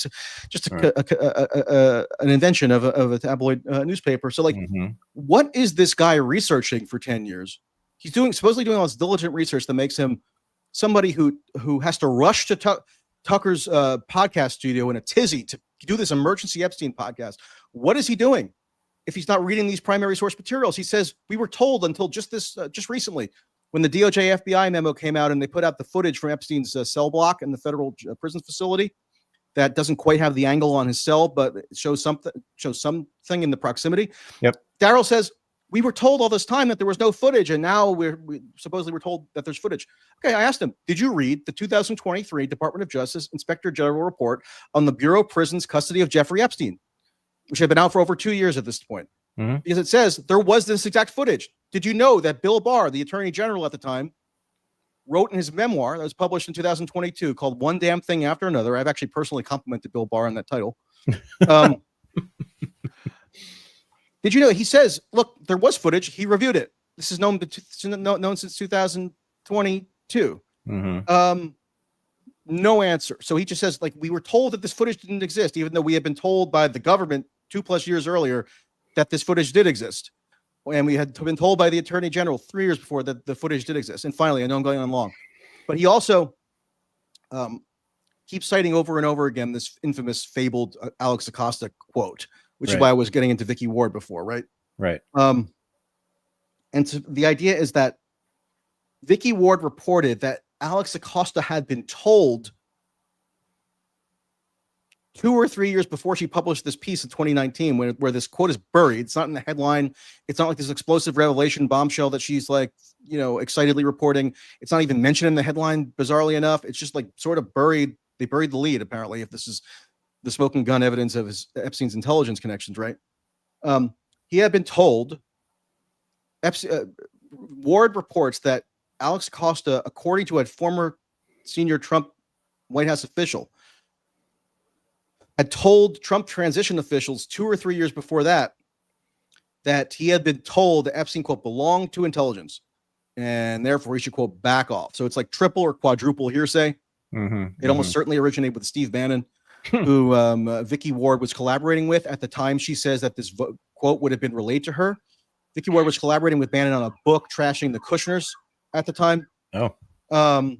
And Steve Bannon has also said stuff alluded to this kind of thing where he's just speculating and gossiping about, of course, Jeffrey Epstein must have belonged to intelligence, right? Not based on anything that he says that he knew firsthand, although he did know Jeffrey Epstein well. He did media training with him and has 15+ hours of video footage with him from these interviews that he's been concealing for over 6 years. But anyway, this is the whole evidentiary basis for this entire community, this whole Epstein space. They're investigating his intel ties, Whitney Webb, they all, Mike Benz, all these people just repeating this quote over and over. And Darryl Cooper does the same thing on this podcast, right? So I wanted to ask him, same thing I asked Whitney Webb. Had you read that Department of Justice Office of Professional Responsibility report that I think you and I talked about last time? Yep. In which Alex Acosta is asked directly under oath, under penalty of perjury. Right. Did you have any knowledge that Jeffrey Epstein was a, quote, intelligence asset at the time that this Florida non-prosecution agreement was being brokered? And Alex Acosta says, quote, the answer is no. And so there was one point in the podcast where Tucker's research assistant comes in, right, and says, like, slips him some information saying, and Tucker's like, oh, wait a second, I'm being told that like Alex Acosta might have denied that Epstein belonged to intelligence or something like that, and Darryl Cooper's like, no, that's not my understanding. So clearly, Darryl Cooper had no knowledge at all of this report. Yep. And neither did Whitney Webb until I emailed her earlier this month. So like, I'm just, I'm at the point now, like, what are these people researching if they're supposedly these intrepid, assiduous researchers? Well, you know what Darryl Cooper was apparently researching, spending plenty of time researching? Pizzagate. That's what he researches. Seriously. Pizzagate, whether the proprietor of the Comet Ping Pong restaurant in Washington, D.C., James Alefantis, was sounds enough like the phrase in French for "I love children." That's one of the things that he was researching. He was researching what he says was Andrew Breitbart's quote mysterious death in 2000. He doesn't actually specify the date. I know it was 2012. But he says that Andrew Breitbart mysteriously died near his home after he posted a tweet accusing John Podesta of covering up some kind of sex slave cabal. Mm-hmm. If you go and check, it's like Andrew Breitbart's talking about some James O'Keefe sting at the time with Planned Parenthood and basically promoting the story and trying to goad Podesta and like Eric Boehlert and other people to comment on it. So like Marty, this is from Darryl Cooper's. He also wrote an essay in a very prestigious publication. It's called IM-1776, some like vaguely alt-right-ish. I don't know if that term is still used anymore, like a zine thing. So he's doing that. Like he talks about, he's on Tucker talking about spirit cooking and the paintings that apparently Tony Podesta, John Podesta's brother, might have had that show children in disturbing situations. So he did a lot of research on Pizzagate. He apparently did not do enough research to, I don't know, read some judicial documents if you're going to be purporting to quote them verbatim, so you don't make up a fake quote from a federal judge. He apparently didn't read any government reports on the matter, et cetera, et cetera, et cetera. So I know that was long-winded, but I wanted to get your reaction because you're one of the people who sort of catalyzed me to even do this in the first place. So if Darryl Cooper has an issue, then he has partially you to blame. And I notice he hasn't been tweeting for the past 2 days. What do you want me to say? What do you want me to react to? To what? To any of that? To what do you make of it? I think you're right and he's wrong about this. What does it tell us about Darryl Cooper? See, that's where why, man? Like this is about Epstein. It's not about Darryl Cooper. No, but my article this week was about Darryl Cooper. I know, but again, you read it, why? Right? But why? Yes, I did. But why focus on? I want to talk about that a little bit. But why focus on the mythologists rather than on Epstein? Because I want to. I think it's interesting. I think it's. But I don't notable. know. I can't see inside of his head. Again, I'm not asking you to get inside of his head. I'm asking you to just react to everything anything I just told you. Anything in the article. Anything. It's disappointing. Is it because you're such good friends with him? You don't want to be seen as criticizing him? Really? Is that the problem? So I don't know Whitney Webb or Ryan Dawson at all, and I have the same feelings about them. I think it's disappointing. We talked about Whitney Webb a bunch last time. I know, but I'm saying I don't know her, so I have no reason to protect her. But you know Darryl Cooper. Yeah, so you have reason to protect him? No, I think they're all wrong. I haven't said anything other than that about Whitney Webb. But like expand. Like, what does it tell you that like he had all these huge flaws in his presentation on Tucker, that he's a Pizzagate obsessive, that he apparently did not do any basic research, that despite being one of the OG supposed Epstein researchers in the Epstein space, et cetera. Like, what do you make of all of it? Okay, well, I think that not only, I don't think I know that the issue or just the idea of pedophilia, sex with children tends to make many people, especially, and this is interesting, we did talk about this last time, especially people on the right, broadly speaking, lose their critical faculties, be very willing and able to engage quickly in Me Too type conspiracy theories with little to no evidence, as you have shown. So this is not the first time I've seen this kind of thing, right? I'm well aware, especially on the right. This isn't just some random right-wing person. This is supposedly one of the foremost Epstein researchers who was brought on to Tucker as like the foremost expert on the internet. Okay, so what are you getting? Like, what's? I'm just like, what does it tell you? I mean, what does it tell you about his? I just explained it. Credibility and whatnot. It's not great on this issue, although you don't think it diminishes his credibility at all, like in general. Like, should we not take his podcast on? No, I'm asking you. I'm asking you. I don't know. I mean, if I made up a fake quote from a federal judge on a podcast in front of millions of people, I would hope that you would so you assume have, that my okay. So here's, okay. credibility The other was thing I diminished. think you should, and this is, I don't know if it's being fair to him or something, but I mean, have to understand that. How much fairer can I be? Listen, I think that Dawson, Webb, and Cooper have been operating in a massive ecosystem that agrees with every word they say. Sure. They've had no reason, right, from their audience and even the broader audience, right? The general public generally agrees with them. And so they've had no reason to go back and fact check everything. If they hear that Epstein diddled a 14-year-old in 2000, whatever, they don't need to check that because they already know, right? Because everyone's telling them and everyone believes this is a collective consciousness about Epstein. So it's just an echo chamber. We all know collectively that Jeffrey Epstein was a pedo, and therefore, of course, he fucked a 14-year-old. And so there's no reason to check on that. And to check, and then further. Don't we have a big problem here then? So it's yes. Oh, well, we have a massive cultural problem about. And he's part of the problem, right? He's contributing to it. Yes, I think. No, he's a big part of it. Now he and I have. I mean, if you go to YouTube right now and type in, and you want some of this material on Epstein, he's one of his podcast with Tucker Carlson has 2.3 million views. I know. So Darryl and I have actually, about 4 or 5 years ago, we actually did go back and forth a little bit on this specific issue, not Epstein, but about sex trafficking and pedophilia, whatever. And I could see then that that was in the midst of the grooming hysteria on the right, in MAGA sort of stuff.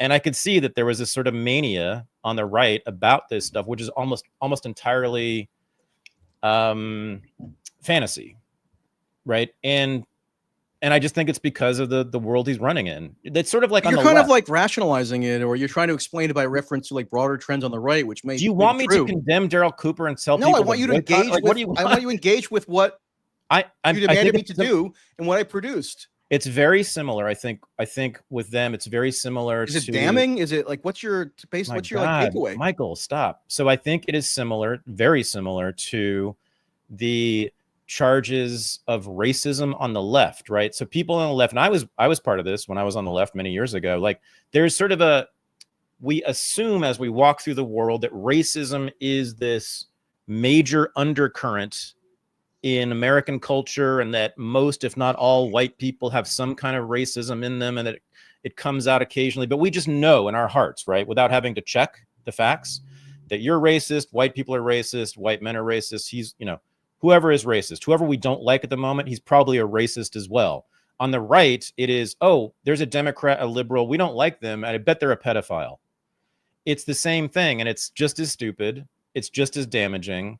It damages, yes, their own credibility. But then again, I want to talk about Darryl Cooper more individually. I mean, he was on that podcast with Tucker. I mean, you're flustered, but like we're kind of dancing around the issue. Why? He's on that because I wrote an article on him, partially at your behest. You've shown that he's wrong about this issue. What else is there to talk about? Why is he so important? On that podcast with Tucker saying there was a mass pedophile ring, and I'll spend 3 hours explaining to you how it was orchestrated through blackmail, etc. I know, and you've shown that he's wrong about that. Okay, so just wrong, so it's just like a run-of-the-mill error that we can all make. You want me to say something negative about Darryl Cooper, which, by the way, what I just said isn't that enough criticism to say that he was completely wrong on this major issue that he's been touting? I feel like you're hedging a bit. Hedging again. What do you want to say about Darryl Cooper? He's emblematic of the totally warped, contaminated information environment around this issue, and he has an outsized role in contributing to it. It's not like he was just led astray by like broader trends on the right or something. He's part of the reason for it.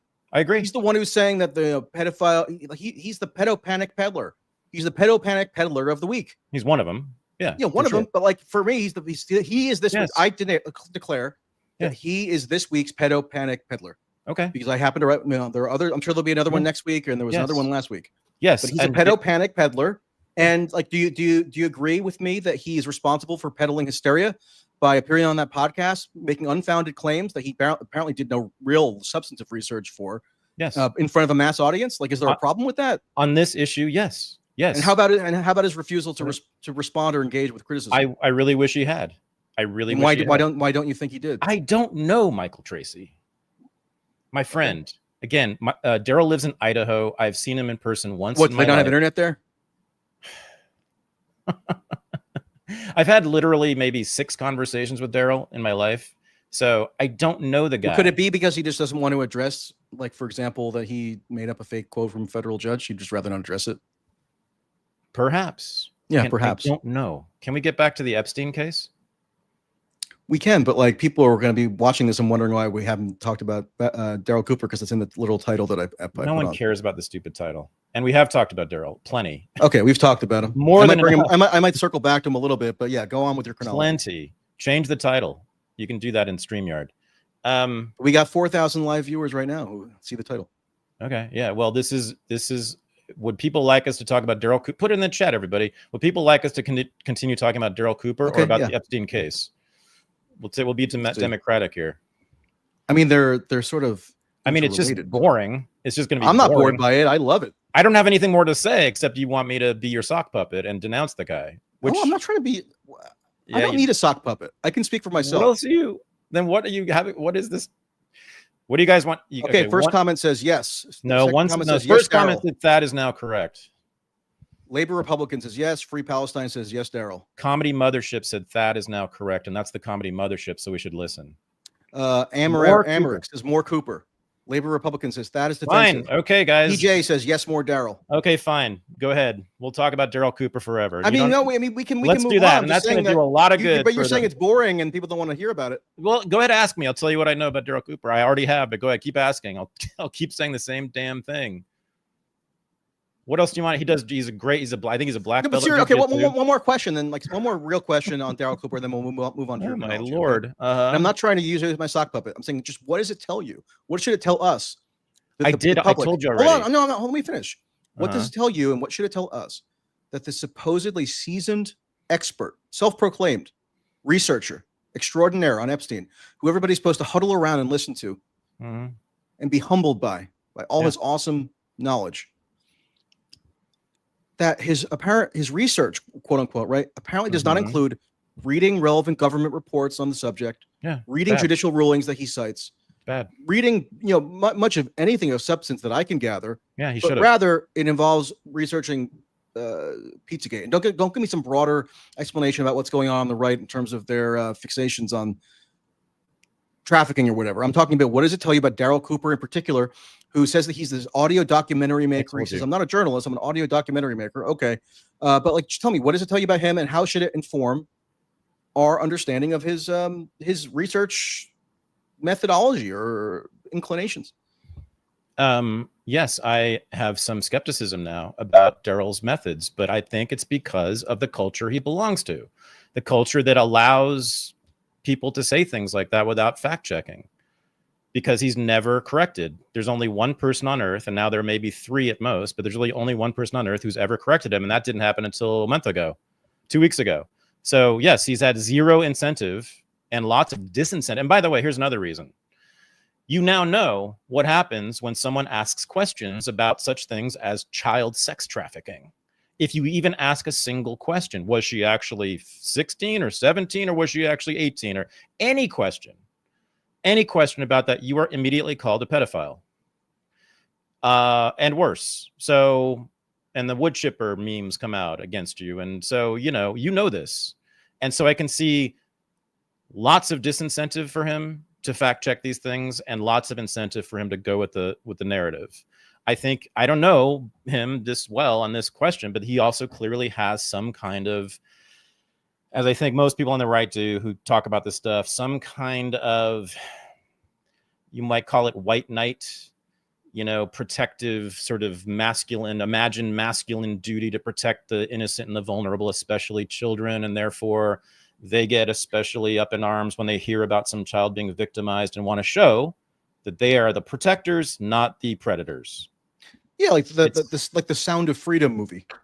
Precisely. Which was aired at Trump's Bedminster, New Jersey estate, where it's supposedly this heroic guy who's combating child sex trafficking. And it turns out that this guy is also a freak. He claims he's getting direction from a Mormon prophet to locate the enslaved children and all this. He got sued by his own staff, who claimed that he was actually just using them as excuses to like get them into sexual situations, because the idea they would go on these stings, and like this guy what's the name of the Sound of Freedom guy? I'm blanking on it now. But he would Tim Ballard. Tim Ballard, yeah. He would go on these things, right, where like they would go to some location and like to draw in the traffickers. He would have to have simulate having sex with his female assistants. And like they were acting, right? But then it would like get to the point where like were they kind of having sex or whatever? Anyway, he got sued over it. And like the whole ideology undergirding it is bizarre. It was a huge sensation on the right in like 2023-ish. There was a screening of it, like I said, at one of Trump's properties where like they brought in all these right-wing media people and whatever. So yeah, I mean, there is something that's more broad in terms of how this stuff, quote, resonates, to quote Max Blumenthal on the right. But like, I don't know. I'm still sort of, and like, I'm not going to press you on it any further, but I am still more interested in like an individualized assessment of Darryl Cooper in particular. Not just like, he's a product of his circumstances or product of his environment. No, there's got to be something. There's got to be like. He's a terrible journalist who should never be trusted. Is that what you want to say? He doesn't even call himself a journalist. I don't know what he is exactly. Or a terrible researcher. What do you want what is he exactly? He says he's an audio documentary maker. Jesus, what does that even mean? Okay, so I hereby denounce Darryl Cooper, and no one should ever take him seriously. I'm not calling you to denounce. Like, okay, anyway, move on. Let's go to the chronology. I really don't know what you're asking, but so so what Darryl Cooper might say to you at this very moment is, let Thad go back to the chronology because go to the chronology. Maybe he can do research by watching the stream. Well, you explain how or what this is. In 2008, Epstein did plead guilty to state charges of soliciting prostitution and of soliciting prostitution with a minor under the age of 18. So just right there, can you explain that? How is he not a pedophile, and how is this not sex with underage girls? And I mean, my argument here has never been to say Epstein is not a pedophile. Like, I'm not saying that that's what I'm trying to claim. Although, like, if we're talking about pedophilia in the clinical sense, there's really not even any claim anywhere that he ever had any interest in anybody who was prepubescent. I know people think it's suspicious to even try to even delve into that distinction. Which is part of the reason why there's a pedo panic. That's right. Because a 17-year-old is the same as a 3-year-old in their mind. Right. Although Nick Bryant tries to claim that he was told by some therapist that the therapist has had dealt with victims who claim that they were 10 or under 10 or younger when they're victimized by Epstein. And but Nick Bryant is just like a total fraud. Like, I'm not going to say that Darryl Cooper is a fraud. Despite my issues with his methodology. It looks to me like he did say some things that are fraudulent. Yes. Okay, but in terms of my holistic not assessment, a fraud, but he said some things. But Nick Bryant is a fraud. Nick Bryant is a fraud. I agree with you. Okay. I could tell immediately when I was watching him speak on some show. Yeah. Okay. So anyway, so he pleads guilty to soliciting prostitution with a minor under the age of 18 in 2008. So explain that. Yeah, it's procuring a minor procuring a person under 18, I think is the exact title. Okay. So that's the charge that gets added by dint of Alex Acosta and the U.S. Attorney's Office interceding in what had been before their intercession, a localized prosecution. Right. Because the Palm Beach cops complained to the feds. They thought it was being slow walked. Right. And Epstein's attorneys, high-powered attorneys, right? Dershowitz, Ken Starr, Roy Black, Jay Lefkowitz. They're pulling out every trick in the book, right, to try to make it so that Alex Acosta will stop interceding, because they think Epstein will get a more favorable resolution if it's left as a purely state or local matter. But Acosta won't relent in terms of just having some kind of federal backstop, he calls it. Yeah. The Ken Starr even tries appealing up the chain of command at the DOJ in Washington, D.C. to the Deputy Attorney General, saying, hey, you got to rein in these guys in South Florida.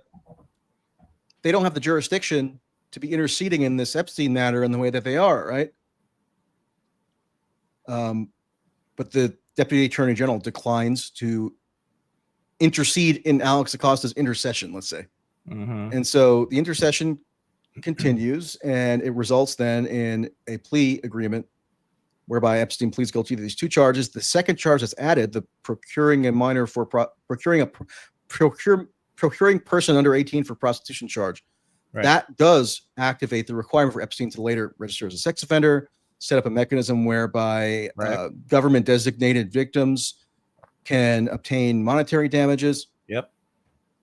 And also requires a term of incarceration. People call it lax incarceration. Yeah, it's true that Epstein did marshal his resources to get the most favorable possible treatment over the course of that incarceration. So he got work release pretty early on.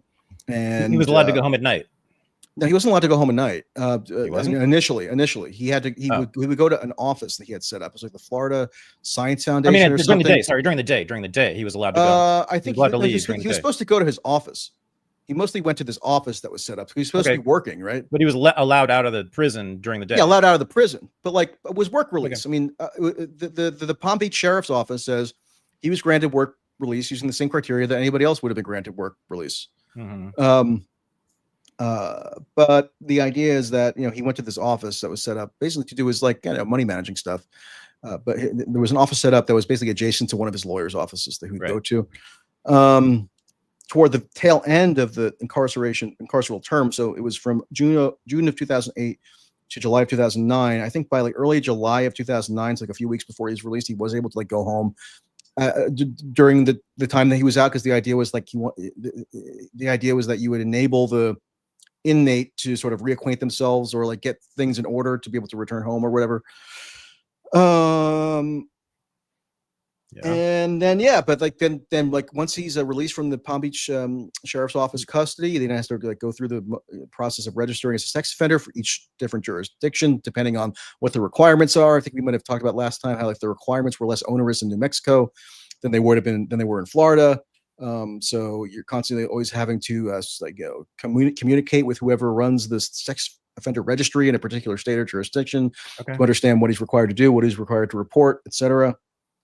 So that's basically what happened. And so in the aftermath, there was this whole narrative made, post 2019, after he was rearrested, reindicted federally, that, how could it have been? And Darryl Cooper and Tucker talk about this too, which is why they get into the Pizzagate aspect of this, because that supposedly gives us major insight into why this could have happened in terms of elite depravity. But what is it? How could these elites who consorted with Epstein after his convictions, how could they have done that? It's so horrible, right? First of all, let's say somebody like Ehud Barak or Noam Chomsky or Larry Summers or Peter Thiel, who are people who consorted with Epstein post 2009. Right. Let's say they had the full information somehow on what he pleaded guilty to, because there was a point at which the part of the agreement initially for the non-prosecution agreement was that it would be sealed or not publicized, right? So if you look at the text of how they were arranging for this non-prosecution agreement, the idea was that we're not going to publish it ourselves. I mean, the prosecutor is not going to publish it themselves, but it could be subject to FOIA, or it could be subject to a judicial ruling or something that requires it to be released. And it was eventually released, but initially it was kept sealed, which I think maybe you could criticize on some level. But so it was hazy for a while, what he was even necessarily convicted of, But let's say that Peter Thiel, who I'm now told I'm compromised by somehow. Let's say Peter Thiel did have the full scope of knowledge as to what Epstein had pleaded guilty to in 2008, and then served just over a year of of a term of incarceration in relation to. He would have known that Epstein pleaded guilty to solicitation of prostitution, meaning of adults, and 2, procurement of minor for prostitution in relation to a 17-year-old and a nearly 18-year-old. Oh, that's who it was. Is that who it was? Yeah. That's what he pled guilty to procuring. He pleaded guilty to. If you go read the transcript of when from a girl who was one day from her 18th birthday. Is that it? Well, he had engaged in certain contact with her prior to the intercourse. Okay. It kind of culminated when they had intercourse, she says, the day before her 18th birthday. But there had been certain sex acts prior to that. According to her, According to her. Oh, wow. And this girl was a little different, right? I mean, a lot of these girls were really troubled and or like erratic or emotionally unstable or whatever, like that initial 14-year-old or like not mature, or some of them anyway. But this 17-year-old, by the time that she was interviewed by the Palm Beach police, and then it seems before the grand jury, although again, because the names are redacted, there's always like a little bit of question as to if a certain victim is, if it correlates to another like record or whatever. But it seems almost certain that this girl who was 17 at the time, that she had the intercourse the day before her 18th birthday, and then was called to testify before the grand jury and had given an interview with the local police. It is this person, but by the time that she was interviewed, I think she was 19 or 20 or something. And she seems sane. She seems like she knew what she was doing. She seems she's asked by the cop. His name is Joe Ricari. He's a detective. He's kind of like been made into this martyr because he was the guy who complained to the feds. Joe Ricari, the detective, asks him, so when you had the sexual intercourse that one time, was it consensual? And she says yes. Okay. And she says, like, basically when she's giving her grand jury testimony, that she feels much more troubled and harmed and disturbed by the fact that she's been subpoenaed to give grand jury testimony, and now she could be embroiled in this legal situation, than she ever felt in terms of being harmed by Epstein. So that's the quote victim. Okay. Remember, it's procuring a minor singular. Good. Procuring minor for prostitution singular in terms of that secondary charge. So in terms of all these people, Peter Thiel, let's say, or Noam Chomsky, what could they have known if they studied for whatever reason, like the full extent of what his criminal pleading was? Right. That's what they would have known. So you're telling me that, like, if you or I or anybody knows somebody in our personal lives who maybe had pleaded guilty to those offenses, like there were other allegations maybe out there. There was civil litigation, like Virginia Giuffre stuff, or stuff from other alleged victims. But in terms of like what was established by his guilty plea in Florida, that's what would have been known. And then everything got recast in hindsight as, oh, all these people who consorted with him, they should have known that they were like rehabilitating his image, or now like they're damned by association. Amazingly enough, I was just reviewing. There's a Wall Street Journal article, right? This is from December 2023. The headline is "From A to Z: The Famous Names in Jeffrey Epstein's Calendar." So these are a bunch of people who met with him after 2009, right? So you got Ehud Barak, Thomas Barak, Leon Black, William Burns, Sergey Brin, Naomi Campbell, Noam Chomsky, Glenn Dubin, Bill Gates, Reid Hoffman, Thomas Pritzker, Bill Richardson, Charlie Rose, Lawrence Summers, Peter Thiel, Vera Wang, Mortimer Zuckerman. For some of these people, like the whether or not they met with him is a little unclear because it's all based on like his Epstein's own personal calendar. So like we don't know for sure if like any particular meeting happened. Woody Allen. But amazingly enough, like of all the people that the Wall Street Journal tried to get to comment on this and like repent for their association with Epstein and say how wrong they were and how much they sympathize with the victims or whatever, the only person who was actually like aggressively dismissive and basically told them it's none of your business, I didn't do anything wrong, yeah, I met the guy or whatever, it was Noam Chomsky. Chomsky replied in an email, quote, "First response is that it is none of your business or anyone's. Second is that I knew him and we met occasionally." That's basically it. Yeah. And Epstein helped him like transfer some money because his wife had died and like he had to move some money around or something. Kind of a minor transaction. That's right. He went to Epstein's house in New York. There's a photo actually. The New York Times a few weeks ago had an article where they showed photographs that had been taken from inside Epstein's house. It seems like shortly after Epstein was indicted and arrested in 2019, and his houses were raided. And one of the pictures that Epstein displays was him with just kind of like walking on the sidewalk with Chomsky. So of course, everybody has like a PR person or everybody who's like telling them, you have to like disavow any association with Epstein. You got to say how wrong you were, or whatever, and you want to help support the victims or whatever. The only guy who was like acidically dismissive of this groveling was Noam Chomsky. So there you have it. Okay. Amazing. Is that enough chronology? I mean, so then he's a federally reindicted. We're not done. No. Okay. Let me do that. Okay. So you there? Yeah. So 09. So that so he's released in 09.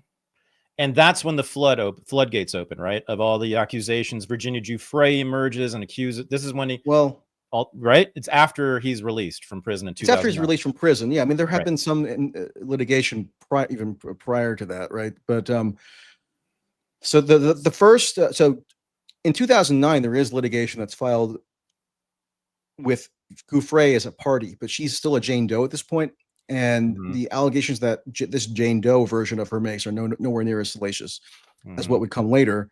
And but you know, what really kicks everything off in terms of making this a sensation and like creating all this mythology and the blackmail and the prominent people being ensnared and all this, well, you know, supposed Lolita Express stuff or whatever. Yeah. That comes with the motion for joinder, notorious motion for joinder, filed on behalf of Virginia Giuffre on December 30th, 2014, by Paul Cassell and Bradley Edwards. Right. And by the way, Bradley Edwards is appearing at a press conference on September 3rd in Washington, D.C. alongside Thomas Massey and Ro Khanna. Which is another reason. Which is a perfect example of people getting tarnished by this stuff because they don't care to look into the details. Otherwise good people, right? Who have fallen. Yeah, I mean, if there's like any, if there are like, if there's anybody in Congress that I have a smidgen of like respect for on any level, like those would be two of the guys. So therefore, Michael, what do you say about Thomas Massey? What do you want to say about Thomas Massey for perpetuating this mythology? Yes, I think it's a huge. I would have criticisms of him. Right, and you would say he's wrong on this. Would you say he's not as culpable as Darryl Cooper? He's holding a freaking press conference. I know, and I think I think that's worthy of criticism. What do you want me to say? And that's why I'm going. Are you going to be there? If I were in DC, I would. Yeah. Okay. Well, I'm going to DC for it next week. Oh, that'll be fun. They'll love you there. You gonna ask questions? I was invited to attend, actually. Were you really? By Massey? By Ro Khanna. Oh wow. Does he know what you're doing?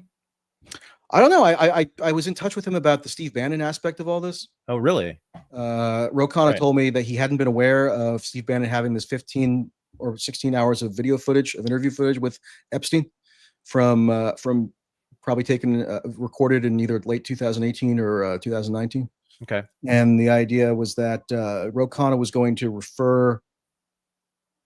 Ro Khanna told me he was going to give my article that I had written on it, that I had told him about and sent to him, to the House Oversight Committee, and they were going to subpoena Steve Bannon to turn over the interview footage. Right, for partisan reasons. Right. Well, if it's for partisan reasons, it's sort of irrelevant because Steve Bannon should be made to surrender that footage if he at all has it in his possession. There's a claim that it might be somehow in the possession of the Epstein estate, which has also been subpoenaed. So maybe that's the resolution that they came to in order to acquire that footage. But one way or another, the footage should come out. So if Bannon has any role in determining whether the footage comes out, then he should, you know, if you're going to subpoena anyone, subpoena Steve Bannon.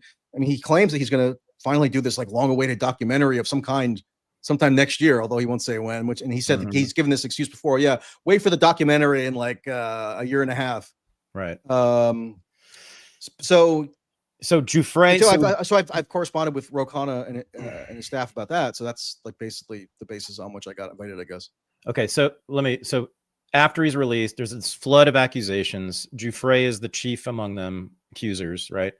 And this is when the stuff. Well, it's not a flood of the allegations. It's the Virginia Giuffre allegation in particular. I know that's the principal one, but there's many, right? There's many accusers, and they end up getting settlements from Epstein during this time. I'm just chronologizing here. So in the early 2010s, not quite a flood at that point. I mean, Virginia Giuffre adds an entirely new element. And, you know, if you want me to be specific, okay, yeah, go ahead. Yeah, so Giuffre, when Virginia was when that motion for joinder was filed, it was Virginia Giuffre, and then there was another Jane Doe. Like her name wasn't initially on it, but then she comes out in public.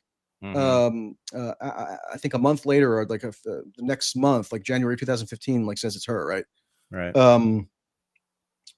And so I don't know if it's fair to say that there had been a flood at that point. There was there were many. There were some, yeah. Yeah. Okay. Whatever. There's multiple lawsuits filed against him, and he ends up settling.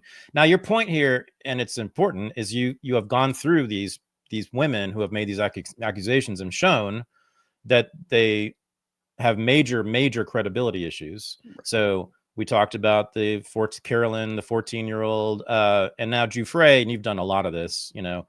So I don't know if we need to rehearse how. Yeah, and then so there was an individualized lawsuit with Gouffre that Epstein did settle early on. I think that might have been in 2009, actually, if I'm not mistaken, because what Gouffre, motion for joinder, meaning the 2014 litigation, what she was doing was trying to join ongoing litigation around the Crime Victims' Rights Act. So it was different than the individualized claims lawsuit with her making individualized claims against Epstein, which I believe had already been settled at that point. Right. But obviously didn't settle her desire to bring further claims.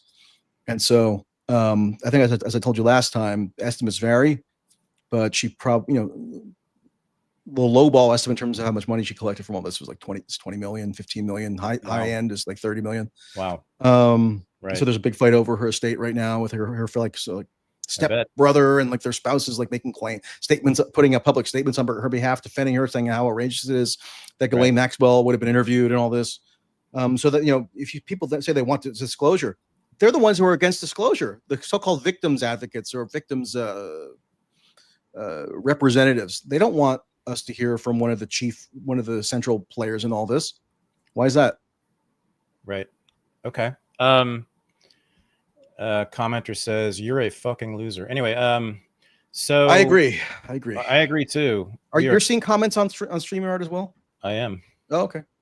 All right. So, I mean, we can sort of wrap or begin to wrap here, but I guess the Sarah. There's plenty more to go through. I mean, it's endless. I know. So there's the Bradley Edwards huckster lawyer who's kind of orchestrating a lot of this, and I recommend everyone go to his website.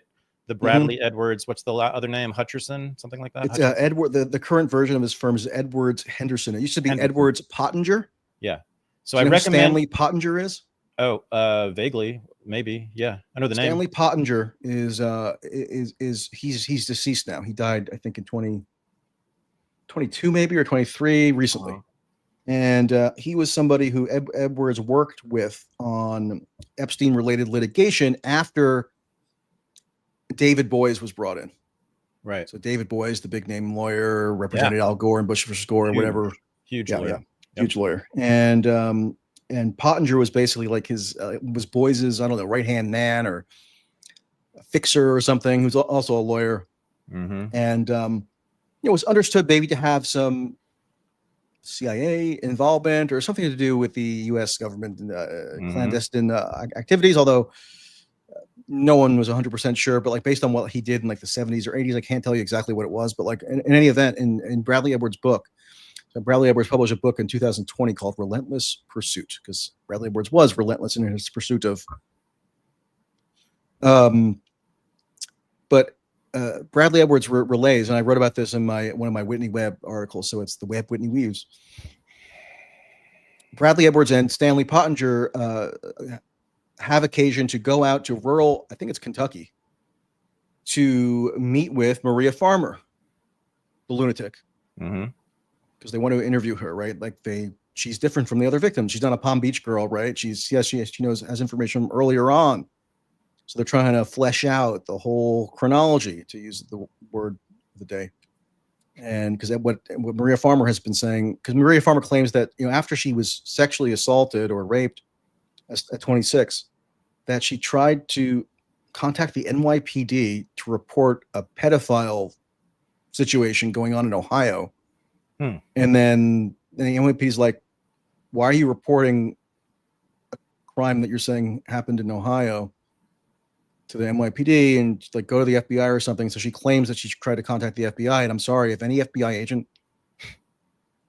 spent more than 10 seconds taking whatever she told them seriously, they should have been fired, because they're not cut out for the job. Right. But this now became a whole thing where like the FBI was covering things up, or they weren't acting to safeguard the victims or whatever, because this crazy woman called them up and said that she was being held captive by Jewish mafia or something. Like in the Whitney Webb interview, Maria Farmer is like, she's explaining what she told to the FBI purportedly, and or NYPD. It's not exactly clear. And there's no even record of this that I know of. Maybe I'm wrong about that, and some record was produced, but like I haven't seen it. And but Maria Farmer is telling Whitney Webb that what she's trying to explain to the FBI, right? She says to the FBI, look, I know this involves, you got to listen to me. This involves Bill Clinton. It involves Donald Trump. It involves everybody you can think of. But here's the guy who's like at the top. It involves Jeffrey Epstein and Ghislaine Maxwell. But here's what it really is. Here's who's really like the leader, the kingpin, Leslie Wexner. Mm. And so the FBI agent says to Maria Farmer, according to her, okay, you know, what's up with Leslie Wexner? And she says to the FBI agent, he's Jewish mafia. And the FBI agent says to Maria Farmer, again, this is all her telling, so who knows? She might have hallucinated this. The FBI says, so Maria Farmer says to, so the FBI agent says to Maria Farmer, what do you mean Jewish mafia? And Maria Farmer says to the FBI agent, what do you mean? What do I mean? And that's supposed to have caused the entire Federal Bureau of Investigation to have sprung to action to go to New Albany, Ohio, and I don't know, do what exactly. Really? Yeah. No, that's what Maria Farmer claims should have happened. Oh, I see. Okay, yeah. In her delusional state. I noticed that was a big section of Whitney Webb's book, is the history about the Jewish mafia. Of course, it all dates back to the 1940s. Right. You know? But Maria Farmer, so that interview was posted in 2020, right? On Whitney Webb's little website. Right. That, the proprietor of that website was, demanded that I clarify on my article that like he was the proprietor and not Whitney Webb or whatever. So, okay, I put the clarification. Okay.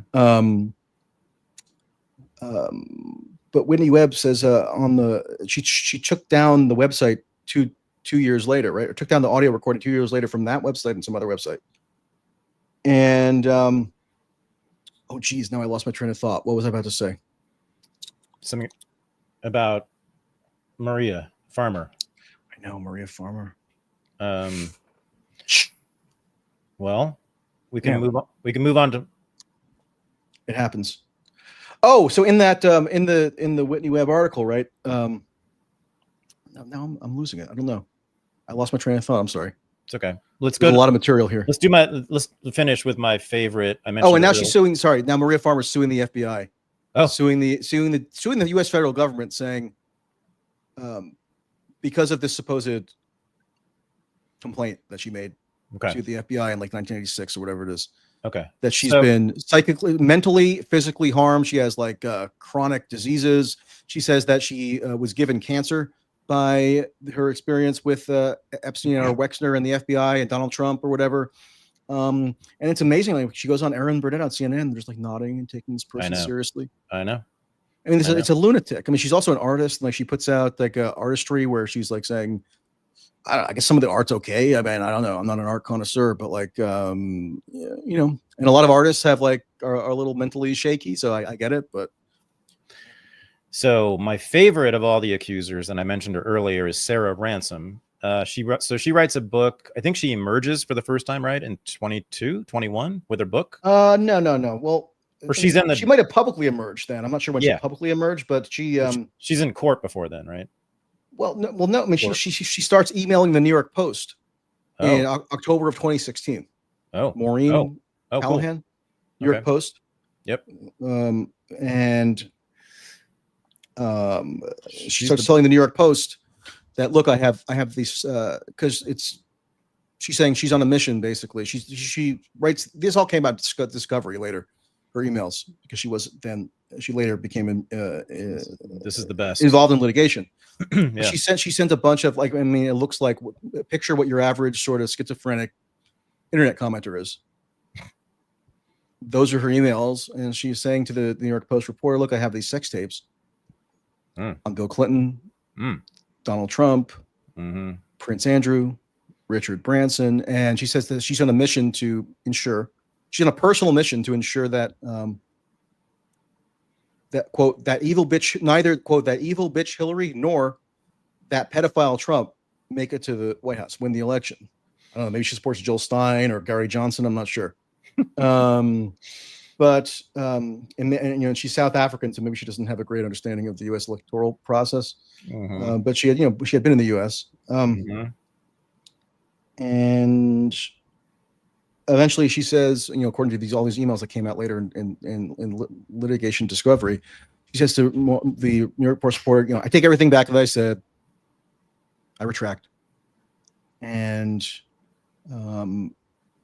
And then she also is reported in the New Yorker a few years later in a profile of Alan Dershowitz to have admitted to the reporter who wanted to find anything that she possibly could on Dershowitz, right? But she ended up having it admitted to her by Sarah Ransom that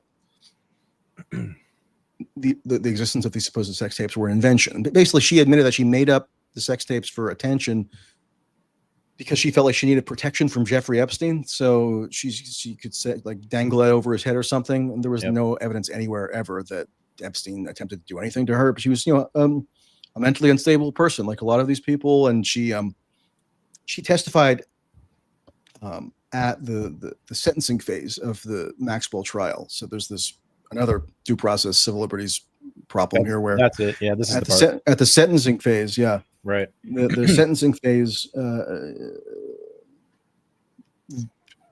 alleged victims who had nothing to do with the actual trial, meaning weren't cross-examined, weren't vetted in any way, they could still come to court and make claims against the person who's been convicted to influence the judge to impose a harsher sentence or a more lenient sentence or whatever. Mm-hmm. In this case, of course, Ransom and her Confederates wanted to convince the judge to impose a harsher sentence on Maxwell. And so Ransom shows up and makes all these. I'm not sure. I don't know if she physically showed up. Actually, I think she had a statement sent on her behalf by probably Bradley Edwards or this other woman lawyer in that firm. Right. But she includes in her statement like photos of her in a hospital saying this is from a suicide attempt. She said she underwent 2 suicide attempts because of all this. But. And then she she's all on board this ideology where she was a sex trafficking victim despite having been 22 years old. She was 22 when she met Epstein and was working as an escort. Working as an escort, yeah. She says that she through some agency, probably a modeling agency, although who knows, she didn't specify. Right. She said in a deposition that she would be invited to have dinner with a gentleman for $1,500 a pop. And then on occasion, she would find the gentleman attractive and she would have consensual sex with the gentleman. Right. And then she ends up getting involved with Epstein's organization and gets to take private plane rides to the Virgin Islands, to the private island, has her whole basically lifestyle subsidized. And so this is post 2005, right? Okay. Oh, right. So this is a time where Epstein is saying, look, more basically you can imagine what his internal monologue is, right? This is post 2000. What year is this? I know it's post. Wait, I'm not 100% sure. It might actually just be just before 2005. Anyway, it's around the time like when the initial Palm Beach investigation would have launched. So, which kind of gives maybe a little bit of insight. And this girl was not in the Palm Beach group at all. She was somebody who had gone to New York. She's South African. She was living in the UK. She wanted to pursue modeling. She comes to New York. She meets somebody, etc. Right. And she ends up. No, but the best you're missing the punchline. Oh, and which she actually does with Epstein. What she said. I mean, so she says that what happened was like she was told to when she goes to the Virgin Islands on this all expenses paid luxury Caribbean trip, right? That like what the only thing she'll have to do is like because Epstein loves his massages and he did have like a pathology around massages, it seems. You'll have to be like on call to come give a massage, right? And like nobody really should have had much doubt as to what that meant. Even if it wasn't spelled out to her, although so she goes into the massage room with him, eventually he does summon her to come into the massage room or whatever in the Virgin Islands. And he says he wants to massage her, so he has her lay down at a massage table, right? And he starts massaging her. I mean, she's as far as we know, as far as she relays, she's consenting to all this. Oh yeah. She says so. Yeah. And she says that it came to pass that Epstein put I'm not sure if it was like a sex like a dildo or something, but because Epstein had, I know in the Palm Beach house, Epstein had like a vibrating device that was more like a massager type thing you get in what's that that shop in the mall? Oh, Sharper Image. Yeah. So an sharper actual massage device, not which a I mean you vibrator. could use, I guess, for something sexual. Okay, yeah, right, I don't know if that was the exact device he had at the time right. there, but like in any event, something that was vibrating, he then put on her genital area, and then she says she has an orgasm. She's asked by the deposing attorney in this deposition, "Did you say no?" She says no. Right. So I guess she might have not given affirmative consent, or whatever, but Yep. she did not object apparently. And she was an adult, and she was over 22. Yeah, exactly. Amazing. So she recasts everything later on as like she was a victim of trafficking. But I guess you're a trafficking victim if you accept a free private plane ride from like Teterboro Airport in New Jersey, right, to the U.S. Virgin Islands or whatever. Because like you're technically like going from like one jurisdiction to another within the United States, I guess. And yeah, she becomes this big. She's like one of the few, not that many Epstein quote victims, relatively given the universe of victims that we're told exists, which according to the DOJ FBI memo from July 6th of 2025 is over 1,000 victims. Right. Which there's questions as to what that number could possibly consist of. Right. But not that many of the total claimed number of victims have come out and actually identified themselves, a relatively small percentage, but she's one of them, right? So she's a named plaintiff on litigation that against the Epstein's estate once he's dead in the U.S. Virgin Islands, that then leads to the creation of this Epstein Victims Compensation Program.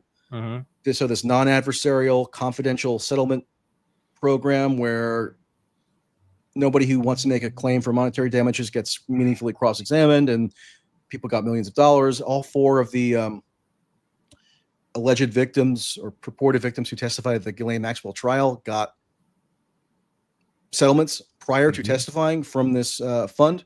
And like one of the defenses raised by the defense lawyers was that, look, some of these alleged victims were told that they could maximize the amount of money that they could get from this settlement fund if they collaborate with prosecutors who were at that point on a mission to go after Maxwell, because Epstein was dead, right? That's why the Epstein Compensation Fund was created. Epstein was dead. There was no living owner of the estate at that point, and there was tons of litigation coming in. So the idea was we'll have this one holistic resolution to all the litigation, centralize it in one sort of structure or whatever. And also if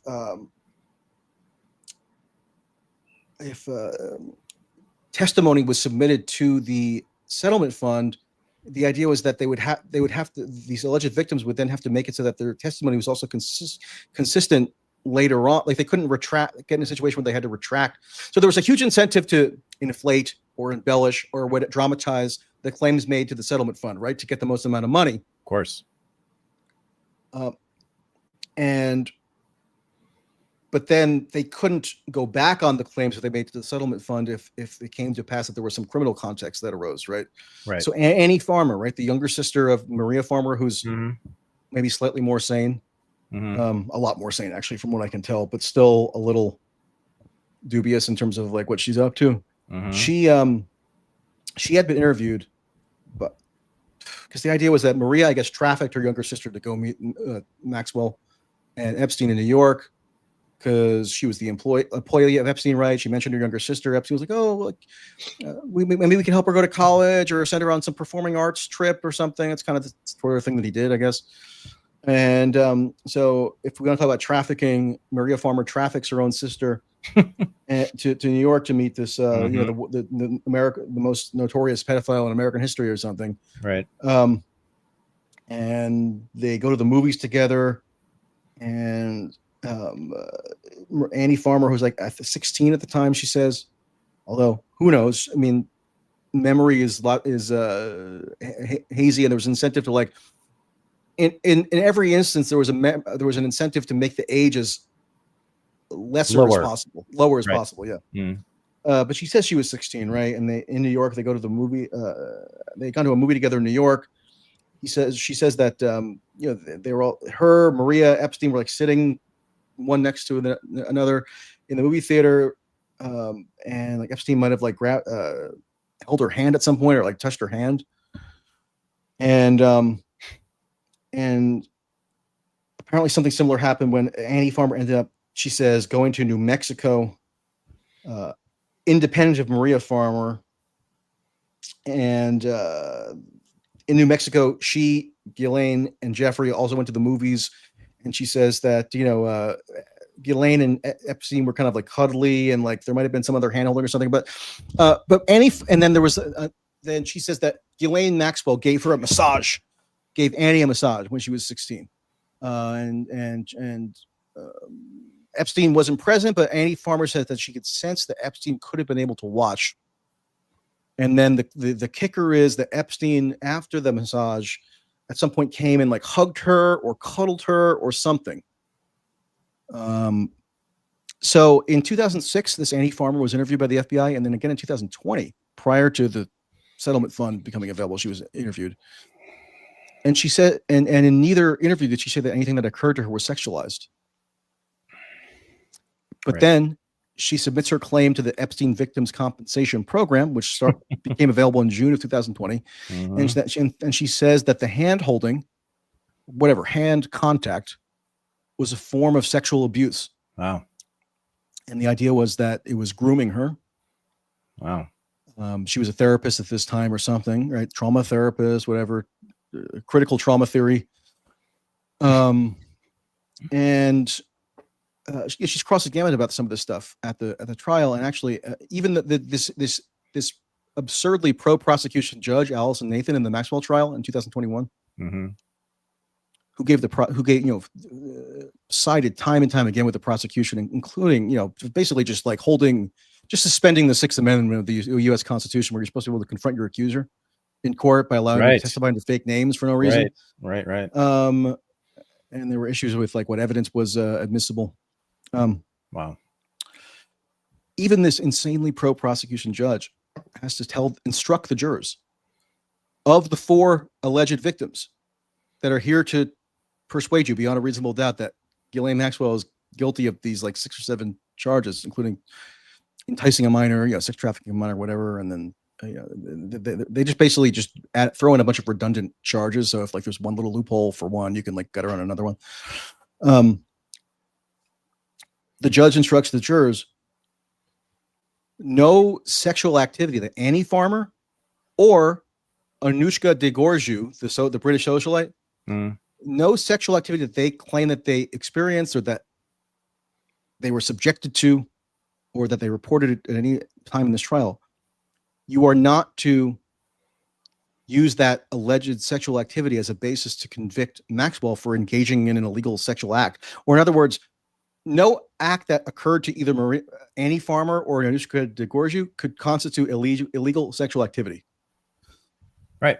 So that left 2. So, of the over 1,000 alleged victims, right, the government found 4 to testify at this trial of Maxwell. And then of the 4, half were tossed aside in terms of illegal sexual activity. And we're left with the Carolyn, who's a schizophrenic. Right. And then there's another one, Jane, if I'm not mistaken. I think she was a Jane Doe. But you can find out who she is. Her name, I could find it. I don't remember off the top of my head. She was a soap opera actress. Really? She was on one of the big soap operas. I forget which one now. It was like either Days of Our Lives or General Hospital or something like that. I could find it if I could pull up my notes in my Google Doc, knowing where the hell I put this. Do you want me to find the name, or should I just? No. I mean, it's good enough. That's enough to identify her. Yeah. Hold on. Maybe I can find it. It's not like readily available. You have to like do some digging. Let's see.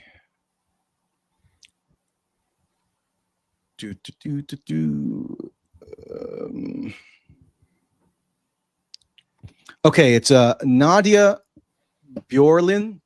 Okay. Nadia Bjorlin.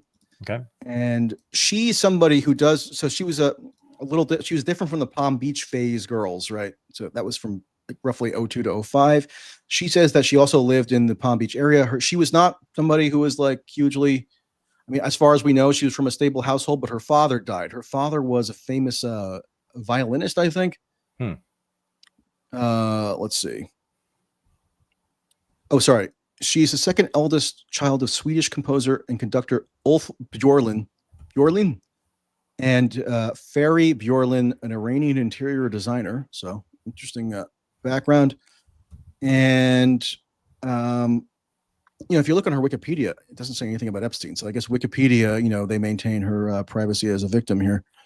But she's on the show. Let's see what Days of Our Lives. Yeah, Days of Our Lives. And yep. So a literal soap opera actress, and I think the idea was, if I'm not mistaken, she was either 14 or 15 when she first sort of met Epstein, because she had gone to this performing arts camp in Michigan, Interlochen Music Academy or something like that, Interlochen Camp or something like that, which Epstein had gone to when he was a child, because he was apparently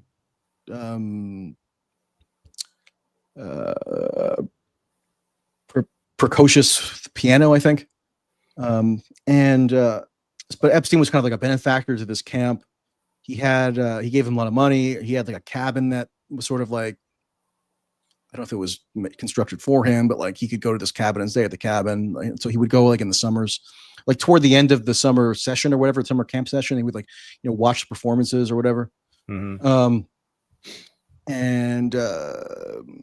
This woman, Nadia, there's a whole thing in the trial where like there was another of like there was somebody who became like one of Epstein's like main girlfriend, like of age girlfriend at some point, who was also named Nadia. So there was like a whole debate over like whether a certain Nadia in the flight logs was this Nadia or that Nadia. So she tells this whole story about how I think she was sitting at a picnic table or something at this Interlochen camp, and she's approached by Ghislaine and Jeffrey, and they start talking to her, and they say, "Hey, get in touch." Like they ask her who her mother is, so they can get in touch with the mother. Because what happens is they realize that they all live in the Palm Beach area. Okay, even though they're in Michigan, right? And according to this woman, she says that Epstein or Ghislaine request the mother's sort of information, so they end up calling the mother, and then the mother and Nadia end up occasionally going to the Epstein's Palm Beach house or something, not for like this has nothing to do with like the teenage girls recruiting one another to go and give the massages for $200. This is like a different setup, different situation, and so she starts telling, her chronology is all askew too. Like she says that there were times where it's not clear what age exactly it starts, because she meets them at a certain age, right? But then she says like maybe stuff started to happen later. And she said at one point, like she was in some kind of like orgy situation with Ghislaine and Jeffrey with other girls there. And so she's asked in the trial, like, okay, who are these girls? And like she named, they could never establish who these other participants in the alleged orgy were, because you think they could be cross-examined, right? Or they could have the story verified. Can never really establish it. I think the defense theory was that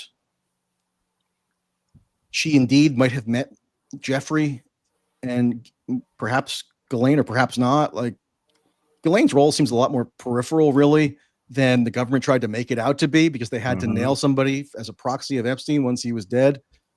I think the defense theory was that, by the time, like she might have eventually flown the plane once, maybe when she was an adult, maybe when she was 18, not exactly clear what was ever substantiated by the flight logs. I think one of the pilots did say that he might have seen Nadia, but they couldn't pinpoint the year. Was she 18? Like it's all like technicalities over like what the precise age any of them were at any given time. But then she continues to correspond with Jeffrey and like be involved with him like into her early adulthood, right?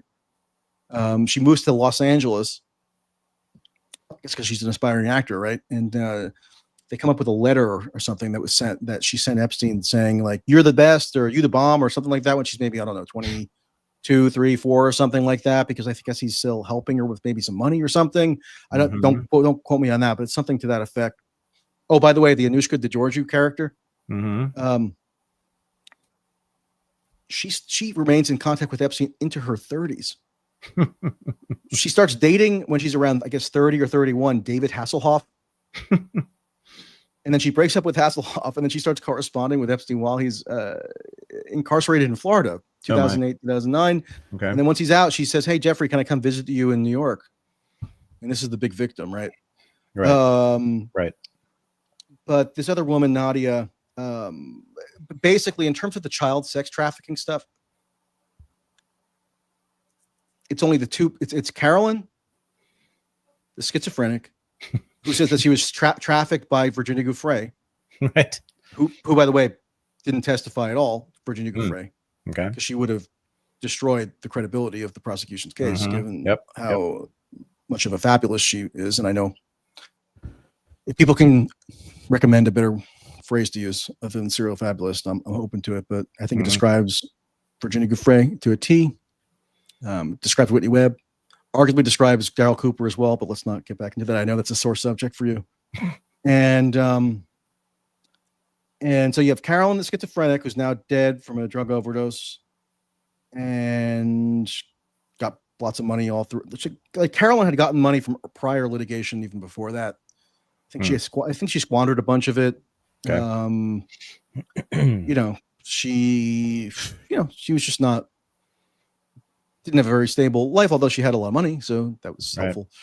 And then Nadia, who was I'm almost positive Jane in the trial. It might have been a different pseudonym. That was the other one. So you have those two, and so you have the schizophrenic and the soap opera actress. Right. Wow. And that's it. Okay. So I mean, I'm of the view, as I think I said earlier on, that with like 90 greater than 95% certainty, Ghislaine Maxwell was wrongly convicted. Not that I'm saying she's innocent. I don't like to say that anybody's wholly innocent, right? Like the standard here is the government has to prove guilt beyond a reasonable doubt. And I think it's incredibly beyond implausible to me that the government did prove beyond a reasonable doubt that Maxwell was guilty of these offenses in any meaningful sense, right? You even have issues where there was a juror, right? A juror. Did I talk to you about this last time? There was a juror, and the jurors have to fill out jury questionnaires, right? There's a whole process pre-trial where the defense and the prosecution litigate over whether a certain juror can be admitted to the jury for the trial. You have jurors, and then you have alternates, right? And one of the things that the defense insisted on was that, like, we're going to ask these prospective jurors, were you sexually abused as a child? Because the idea was that could prime them to be overly biased toward the prosecution. Sure. And there was a juror who responded no on the questionnaire. He had not been sexually abused as a child. As a male, seemed like a gay male to me. I think he was probably at the time around 30, and he's admitted to the jury pool. Admitted to the jury, and in the deliberation room, he says he recounted very proudly afterwards, after the trial, after Maxwell was convicted, that some of the jurors were a little bit wary of the strength of the evidence. But then at a dramatic moment, a climactic moment, he got on his soapbox and said to the jurors, "You know what? I have something to share with one of you all. I was a child sex abuse victim too, and I believe these women, and I'm asking you to believe these women." And after that, the jurors decided to overlook their misgivings about the evidence. Wow. And they convicted her. And he bragged about this on Twitter actually afterwards. Oh, wow. He tweeted at, I'm trying to remember which victim now, or which alleged victim. There was some victim that he was tweeting with about how great it was that he was able to do this. And of course, the defense eventually catches winds of this, and he goes and deletes his account. But they screenshot everything and they put it in the appeals. And so that's one of the matters that were used to appeal the post-conviction. But there are other issues, was Maxwell covered by the non-prosecution agreement? Because there is a provision that was admittedly somewhat unusual, which is that, quote, any potential co-conspirators of Epstein would also be absolved of any further federal prosecution relating to the conduct charged, that then gave rise to the non-prosecution agreement. So there were 4 named co-conspirators. It was basically younger Epstein women's female staff who basically just did menial tasks for him to facilitate the Palm Beach girls coming back and forth. So arranging transportation, maybe handing out money, making phone calls. But like you can be a conspirator in a trafficking conspiracy if that's all you did. You can do as little as that and be a co-conspirator, right? Right. So those are the named co-conspirators, but then there was also other potential co-conspirators. So like an unknown universe of potential co-conspirators but the idea at the time, based on, if you go read that OPR report from DOJ, both the defense and the prosecution understood at the time that any potential co-conspirators clause meant victims, meaning there were victims that recruited one another, like Virginia Giuffre, Right. like others, this woman, Haley Robson, Right. Who told them to lie, right? Right. But then what did that get recast as later by like Darryl Cooper and his ilk? The other potential co-conspirators must have been inserted because Epstein was a CIA asset or an Mossad asset or something. And what Acosta was being bludgeoned into doing was to shield all these powerful cohorts of Epstein from prosecution, whether it's Bill Clinton or Bill Gates or I don't know, maybe Donald Trump, maybe not. I mean, Darryl Cooper says Donald Trump couldn't have possibly done anything wrong, so Trump is excluded from any wrongdoing whatsoever, according to Darryl Cooper, who's like, I guess he learned that from his Pizzagate research or something, and or whomever it was, Kevin Spacey, Prince Andrew, whatever. Okay. Not Kevin Spacey, he's gay. Okay. But that was such an after the fact kind of interpolation or transposition onto something that was much more narrow and almost banal at the time in terms of what it was contemplated, right. what the scope of it was contemplated to be, right? Anyway, so that's one. But Maxwell could be considered a co-conspirator in terms of somebody who would be rightly covered, even though, like she says in this proffer interview with Todd Blanche, right, the Deputy Attorney General, that only came out last Friday, and she starts off by saying something incredible in this interview. I don't know if you read the transcript or listened to it, but she starts off by saying, "This is the first time, July 24th, 2025, that she had been ever asked by any government official, any law enforcement officer in the United States to comment on her role or her knowledge about this allegedly the most prolific child sex trafficking conspiracy in American history." Yep. Never before had she says, she been asked about it until just over a month ago. Yep. Right. And so, but she makes a pretty plausible case that she had very little involved. She had she'd never met or even encountered virtually any of these Palm Beach girls. Maybe with the exception of Virginia Giuffre, who it does appear maybe did fly on some flights when she was around 17 or 18 or 19. Okay. And by the way, one complicating factor is Ghislaine Maxwell is English. The age of consent in England is 16, not 17. Actually, I misstated that on our last episode. So, like, Ghislaine Maxwell might not have, like, even let's say there was something sexual that she knew was going on. She might not have instinctively known that, like, Florida has the highest age of consent in the world, right? In the world, yeah. But in any event, Maxwell says, like, because like during that initial Palm Beach prosecution, right, and then the federal intercession, nobody apparently had any thought ever to talk to Maxwell because she had very little involvement, really, especially at that point. Like, she was disengaging from Epstein.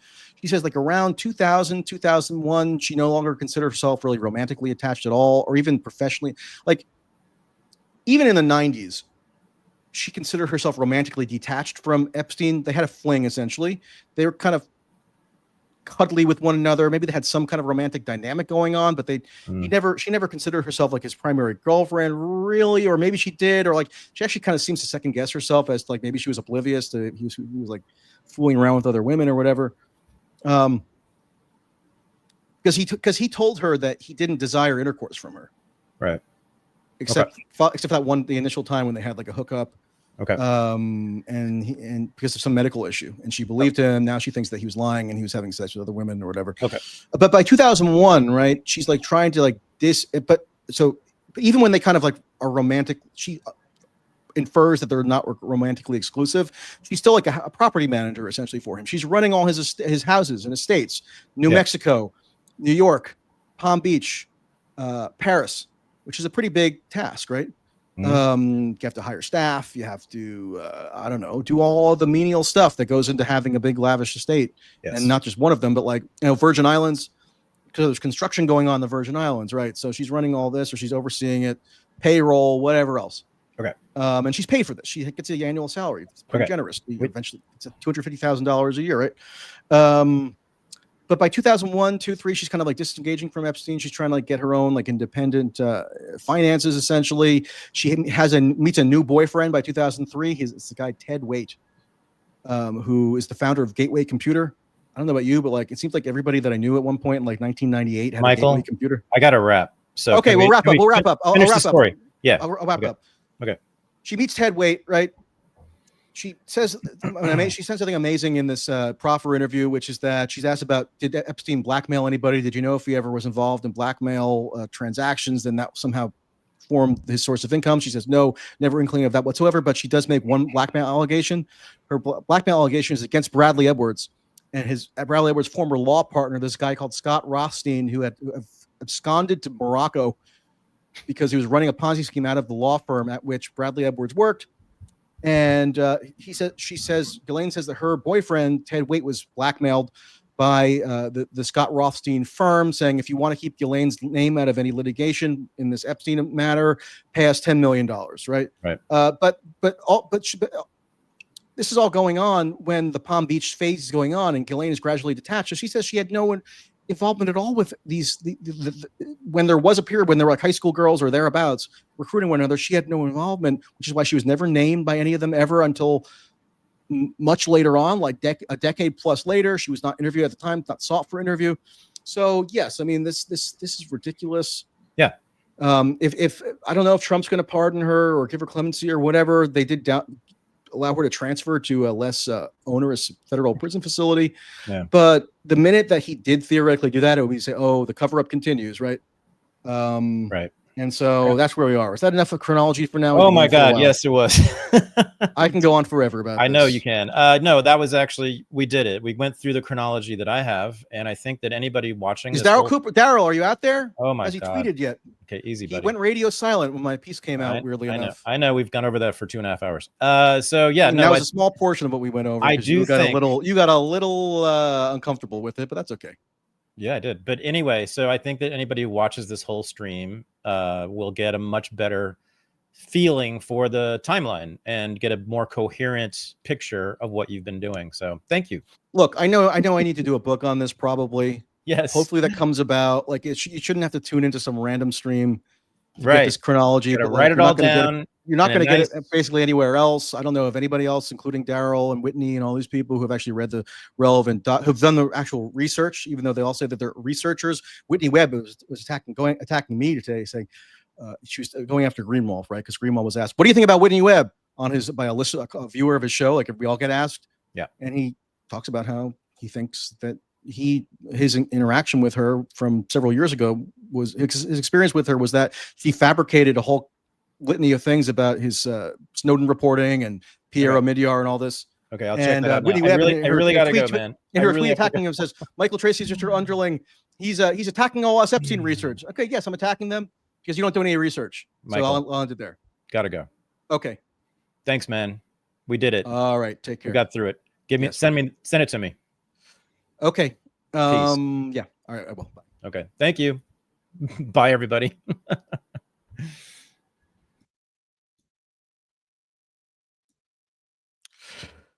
Okay, now it's just me. I guess I could go on forever with this stuff, people. I mean, if anybody has a super chat, if you're watching, send them now. And I guess in order to do that, you got to go to my YouTube version of this. So it's M Tracy YouTube. I see a couple of super chats.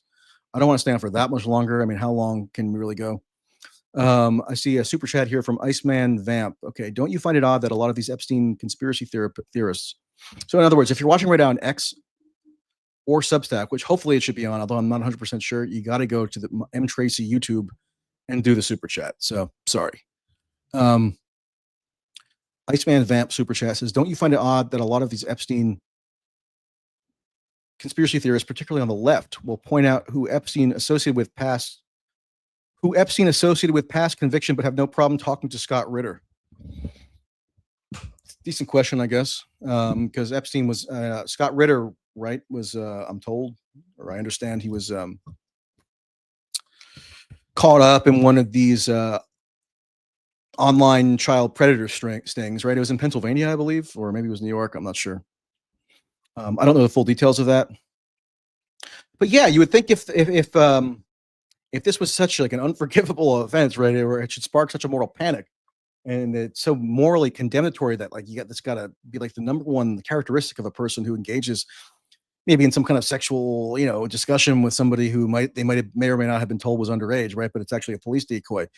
If it's such a hair on fire, like 5 alarm fire event, yeah, it is a little odd, I guess, that Scott Ritter then is basically seen as good company to appear on all these dopey alt media podcasts and whatnot to make BS prognostications about Ukraine, which or whatever else, and Israel and Syria and all this stuff. Which is, I mean, that guy's a joke.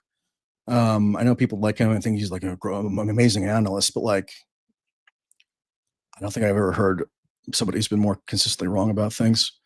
And I'm not saying that because I want like everybody has to defend Ukraine or like be pro U.S. foreign policy or whatever. No, I mean the guy's like a hardcore pro Russia guy. Like he's really into the Russian war effort. Like part of his identity is supporting Russia. And sorry, I'm not. My identity is not entangled with supporting any particular state or particularly the warfare of any particular state. But Scott Ritter thinks that Russia's the righteous cause and whatever. That forms his quote unquote analysis. I mean, if you listen to Scott Ritter starting in February of 2022, when it came to Ukraine, you would think that you shouldn't have Ukraine like totally collapsed by now. And that's what all these alt media people like Douglas McGregor and whoever have been saying over and over again, making these ridiculous prognostications, which if you were probably more misinformed if you listened to those guys than if you had just passively assumed mainstream media coverage. That's depressing to say, maybe to hear for some of you, but it's just true. Not that you should passively consume and uncritically consume mainstream Ukraine war coverage or coverage of any war. I'm just saying that those guys who kind of present themselves and are presented as providing this much needed corrective, right? And they're going to give you the anti-establishment take on Ukraine and Israel and whatever. I mean, they're just charlatans, absolute charlatans. And they both supported Trump. Really? Not just supported him. Campaign for him, essentially. Douglas McGregor appeared at a rally September 2024 saying, you know what? If you don't want to bomb Iran, you know what you got to do? Vote for Donald Trump. That's what he said. I'll send you the clip. I mean, these people are just incredible. Shameless. Absolutely shameless. Let's see. People want me to keep going? I'll keep going for a little bit. Let's see. Posmo has said, saying hi to Fave Lolbert, Thad, also hi MT. I think I know what a Lolbert is, but I'm not 100% sure.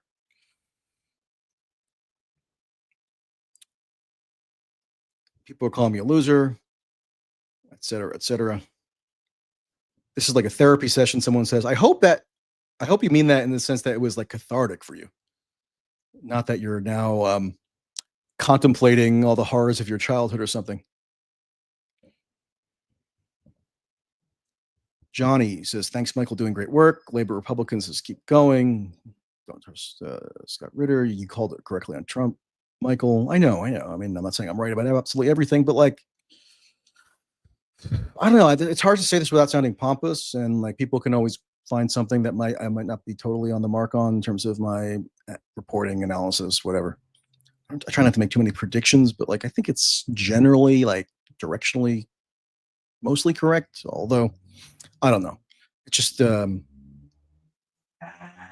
you're something like Ritter or McGregor, where over and over again. And I actually went through and collected some of these. I know from McGregor at one point where he's just saying like within a month or within this short period of time, Ukraine will totally collapse. Ukraine will cease to exist. And he says it's like 2022, 2023, 2024, just never ends. Just like at what point has somebody forfeited their credibility to be listened to make these kind of prognostications? Apparently never, because they can always get on Judge Napolitano, or they can go And now we have Scott Ritter, and Scott Ritter is going to give us all the inside story based on his decades of experience from like 25 years before he got caught up in the child in the instant messaging underage girl sting or whatever. And I don't know, it just never ends. I mean, how do I enough of alternative media, enough podcasts? I know I'm on a stream right now. I'm just so tired of it. It's polluted the information environment in a way that I had not been sufficiently cognizant of, mindful of. I mean, they're just running around with a pedo panic right now. We were going to talk about Dave Smith, I thought maybe with Thaddeus Russell, but yeah, I mean, Dave Smith just goes on and I can pull up the clip maybe, but here's okay. Why not? I'll do it.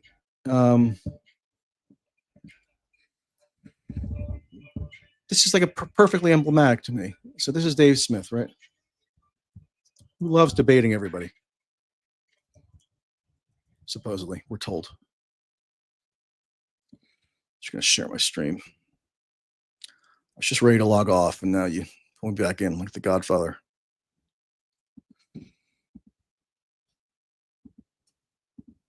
Okay, here's Dave. So this is what's the date on this? I think it's July 17th, 2025, something like that. Listen, guys, I'm a free American. I supported Donald Trump in this last election. Yes. If I ever say, listen, guys, I'm a free American, somebody please just hit me over the head with a baseball bat or somehow pull the plug on me, because nothing good is going to nothing good is going to follow from that collection of words. But you know, here's Dave Smith. This is at the Turning Point USA conference, right? Charlie Kirk's outfit. One of the big sort of normie Republican functions. This was in Orlando. This was like a week, I think, or so. Maybe it was July 13th. A week or so, maybe 10 days after. When was it? A week or 2 weeks after the FBI DOJ memo that sort of launched the summer of Epstein this summer, right? So then here's Dave Smith. He's about to give some tough love to the audience. Listen, guys, I'm a free American. I supported Donald Trump in this last election. Yes, he did just actively cover up a giant child rapist ring, and I'm going to criticize him for that, okay? And I'm sorry, after all these years of us right-wingers saying, protect the children, come on, that's bad for your soul if you don't. You speak up about that. It's horrible what he's doing. Okay, so Dave Smith there, he's at a panel, like a public panel discussion, or I think it's a debate actually with Josh Hammer. It's supposed to be on foreign policy or whatever. And he makes a statement of fact there, right? Donald Trump just covered up this giant child rapist ring. Huh. Okay. And then everybody claps like seals. And remember, this is like normie Republican ground zero for, I guess, the youth wing of the Republican movement.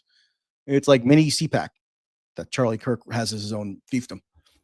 And they're all clapping. Yes, Donald Trump, our beloved president, did one of the worst things that you would imagine any president could ever do, any person could ever do, which is cover up mass child rape. And they're all clapping. And he's stating that as fact. It's just like unbelievable. I said that, you know, that clip needs to be preserved for future historians to study, so that they can understand or analyze how mass hysteria and moral panic was able to flourish in the year 2025. Because I'm sorry, unless you think that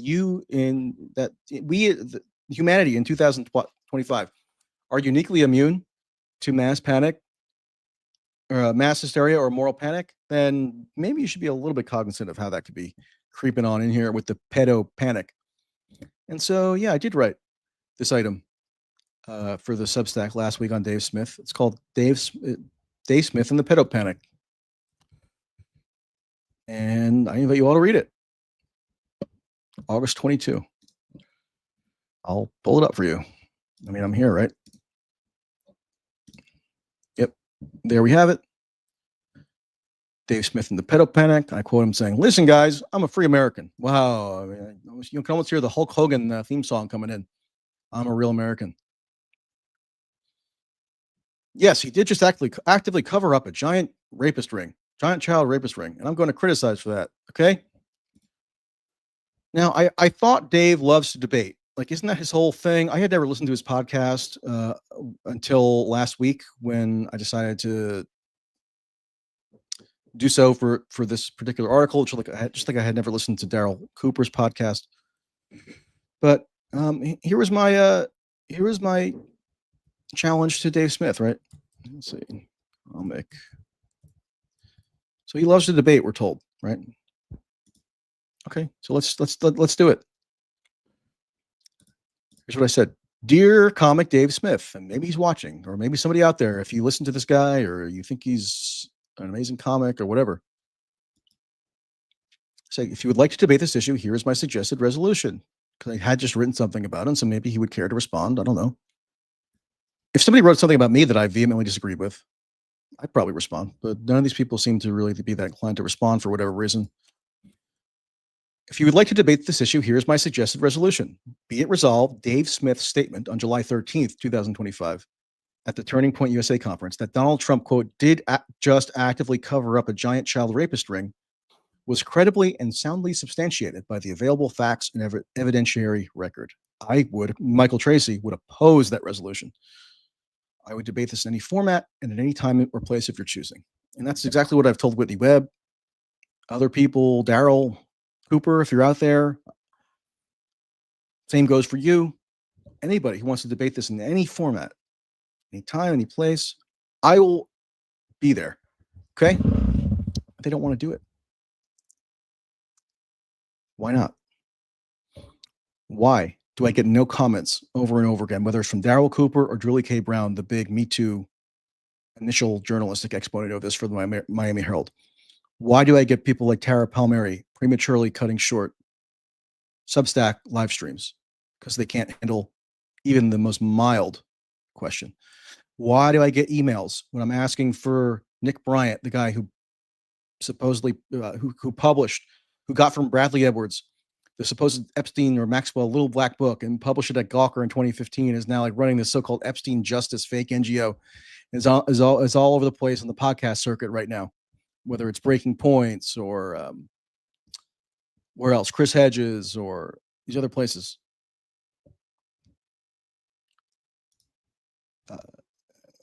Why is it that when I hear him cite a study on Breaking Points where he's purporting to claim that some astronomical number of women and children are sexually trafficked in the United States every year, and he's citing a study that supposedly found this, that was sponsored by the Department of Health and Human Services?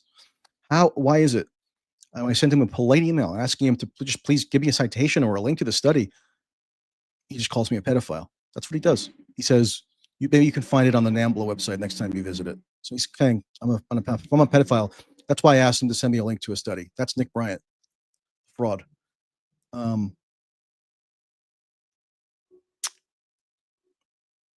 Whitney Webb won't debate. A bunch of people have offered her have asked her to debate me. I've offered it. There was another public offer made today. She apparently won't do it. She says that I have engaged in bad faith smears against her. And that you would think that would be a perfect opportunity. If she claims that I have smeared her in bad faith, then you think that would be a perfect opportunity for us to debate this whole subject, and then we can address whether it's true. We can debate whether it's true that I engaged in bad faith smears against her. She can make her case. I can make my case. And then viewers or listeners or whoever can decide for themselves, right? But she won't do it, as far as I know.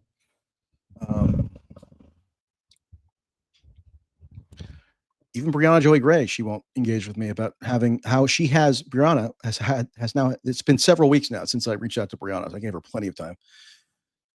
She had Whitney Webb on her podcast. The podcasts have hundreds of thousands of views in different versions on YouTube alone. Whitney Webb concocts this fake premise based on making a false factual statement. She constructs a false premise, right? Based on a fake fact claim that Donald Trump, she insinuates, must have orchestrated. Let me start over. She makes a few false fact claims, and then she invites the viewers. She invites Brianna. She invites everybody because she's such a supreme research authority, or so she's such an incredible researcher, meticulous researcher, and journalistic authority on all things Epstein, right? Because she's been in this quote space for so long. She invites us all to make the scandalizing, shocking inference that Donald Trump must have orchestrated a prison murder in 2015 or 2014 to cover up his complicity in a child sex trafficking ring. And that's still up there. That's hundreds of thousands of views. People are still watching it, I'm sure. Brianna won't do anything about it, I guess. No, Whitney Webb did not correct herself on that score anywhere near adequately enough, and virtually not at all. And there's nothing that's been amended on that video because it was basically sort of a launch pad for Whitney and Brianna to have a whole extended discussion about what the implications of that would be if Donald Trump apparently orchestrated a prison murder the same year that he launched his first campaign for president, because he needed to bury the evidence of him being complicit in child sex trafficking crimes. I mean, this stuff is crazy. So I don't know. People just won't engage. Every now and then I'll get like something, I guess. What have I gotten? Not much. Am I too abrasive? Am I too whatever aggressive? Maybe, I guess. I feel like I'm fairly personable enough. I can be engaged with just on a rational basis. But like, okay, if the claim is that because of my people don't like my personality, that means they're going to run and hide one after another. That's kind of sad. So yeah, Dave Smith, I guess no debate. Now Darryl, he says, no comment. I have nothing to say. And I'll pull up the Darryl Cooper article. I know Thaddeus was getting a little uncomfortable with that. But now I'm free. I'm liberated. Title, Darryl Cooper has some questions to answer. You know why? Because he didn't answer any of mine. I gave him a 10-day grace period. He claimed that he had a death in his immediate family. I'm not going to pry into that. None of my business, really. But you'd think if I'm sending him an email listing out all these issues that I came across on his Tucker podcast appearance, and also some additional stuff from this article that he wrote in 2023, and then some stuff from tweets. You think at some point maybe he'd be moved to address this quote. He purported to quote a federal judge on the Tucker podcast. He purported to quote a federal judge asserting that the U.S. government had conspired with Jeffrey Epstein to generate this illegal deal, the non-prosecution agreement, and that deal was therefore stricken. None of it happened. There's no quote. There's no ruling. The deal was never stricken. You're supposed to be this big researcher, right? You're supposed to. You spent 10 years doing all this deep research. What have you been researching? He's been researching whether in John Podesta's emails, the word hot dog might have been a code for something else, because there were citizen investigators, I guess perhaps including Darryl himself, who felt that they had a decoder ring. And therefore they determined that ultimately that there was a child sex slave operation being run out of a pizza restaurant in Washington, D.C. And Darryl fills us all in on a lot of that stuff, but doesn't read the judicial rulings, doesn't read Inspector General reports. So what does he research? Doesn't apparently know much at all about the criminal proceedings with Epstein or Maxwell. Doesn't read the court transcripts, that, as far as we can tell, because he misstates fact claim after fact claim. So what is he researching? I'll tell you. He's researching Pizzagate. So there you have it. That's the guy who's called on to hustle over to Tucker's podcast studio to give an emergency Epstein podcast as like an introductory primer for the masses if they need to learn for the first time, or the first time in depth about the whole Jeffrey Epstein issue. This is the guy. It's got to be one of the top video results on YouTube if you insert it, and then God knows how many downloads on other platforms. Sad. So go take a look at that. Not really sad, I guess. I find it all so morbidly fascinating that it kind of like invigorates me in a way. It's weird. Okay, I see another super chat here. Mrs. Richie Blackmore asks or states, Darryl Cooper is extremely disingenuous. He agreed with my ex reply that interest in covering up Epstein is bipartisan several months ago. Now he states that Trump couldn't possibly be named because the Dems would have used it against him. Yeah, I mean, he has this whole built-in like excuse or rationalization for Trump. What do you think? He's going to go on Tucker's show and condemn Trump and say that Trump's implicated in something? I mean, according to like the internal logic of Darryl Cooper's take on all this, Trump is engaged in a massive cover-up. Like Darryl Cooper, you think ought to agree with Dave Smith. Dave Smith being himself also another Trump voter and somebody who corralled his followers to vote for Trump in 2024 on like anti-establishment podcast grounds or whatever. But Darryl Cooper, he massages things and he no, maybe I shouldn't use massage. He crafts his take on this so that it just always conveniently excludes Trump from any of the misconduct, right? But he's very eager and happy and willing to say that Bill Clinton's a guy who met with Epstein after 2008 and 2009, after Epstein pleaded guilty in Florida and served his sentence in prison, which is just not true. I mean, I'm not necessarily one to rush to the defense of Bill Clinton, but like that's not relevant here at all. I mean, I'm rushing to the defense of like the facts and the evidence, because otherwise people just spout whatever. So yeah, Darryl Cooper is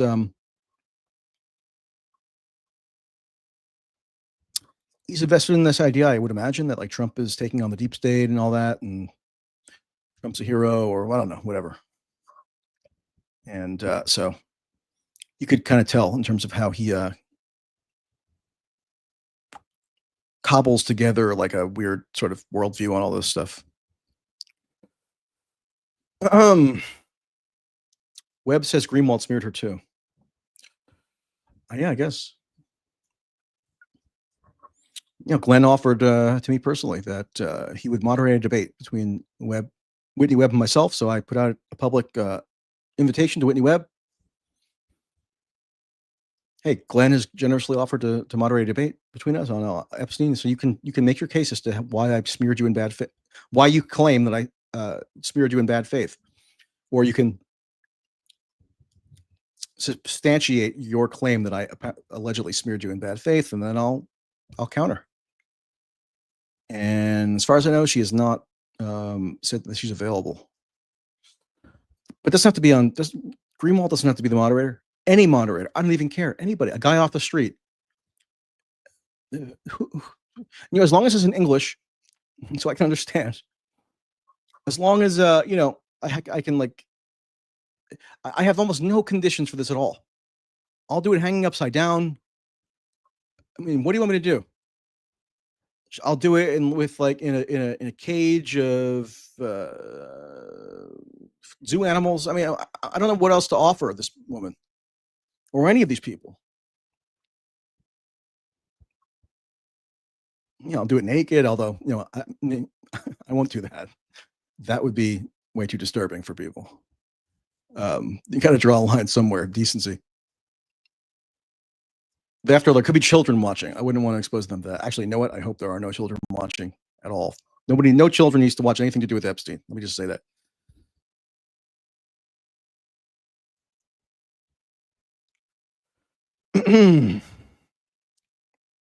Okay. It's 3 hours, people. I don't know if this aired on Substack or not. Please consider, if you've been watching for all this time, or I see now 6,000 viewers. I don't know if that's cumulative. I guess it's probably cumulative. Please consider going, if you're watching on YouTube or X, go to subscribe to the Substack. Go to mtracy.net, mtracey.net. Get us subscribe. Ideally paid subscription. It's very helpful. Basically, approximately every other article now, I'm having a free item that's totally free, like the Darryl Cooper one, and then one that's like partially paywalled, usually, not always, but it's helpful. So if you appreciate what I've done in any respect, that's a good way to show your appreciation. But then again, you don't have to. I'll manage. All right. Thanks, everybody. See you next time.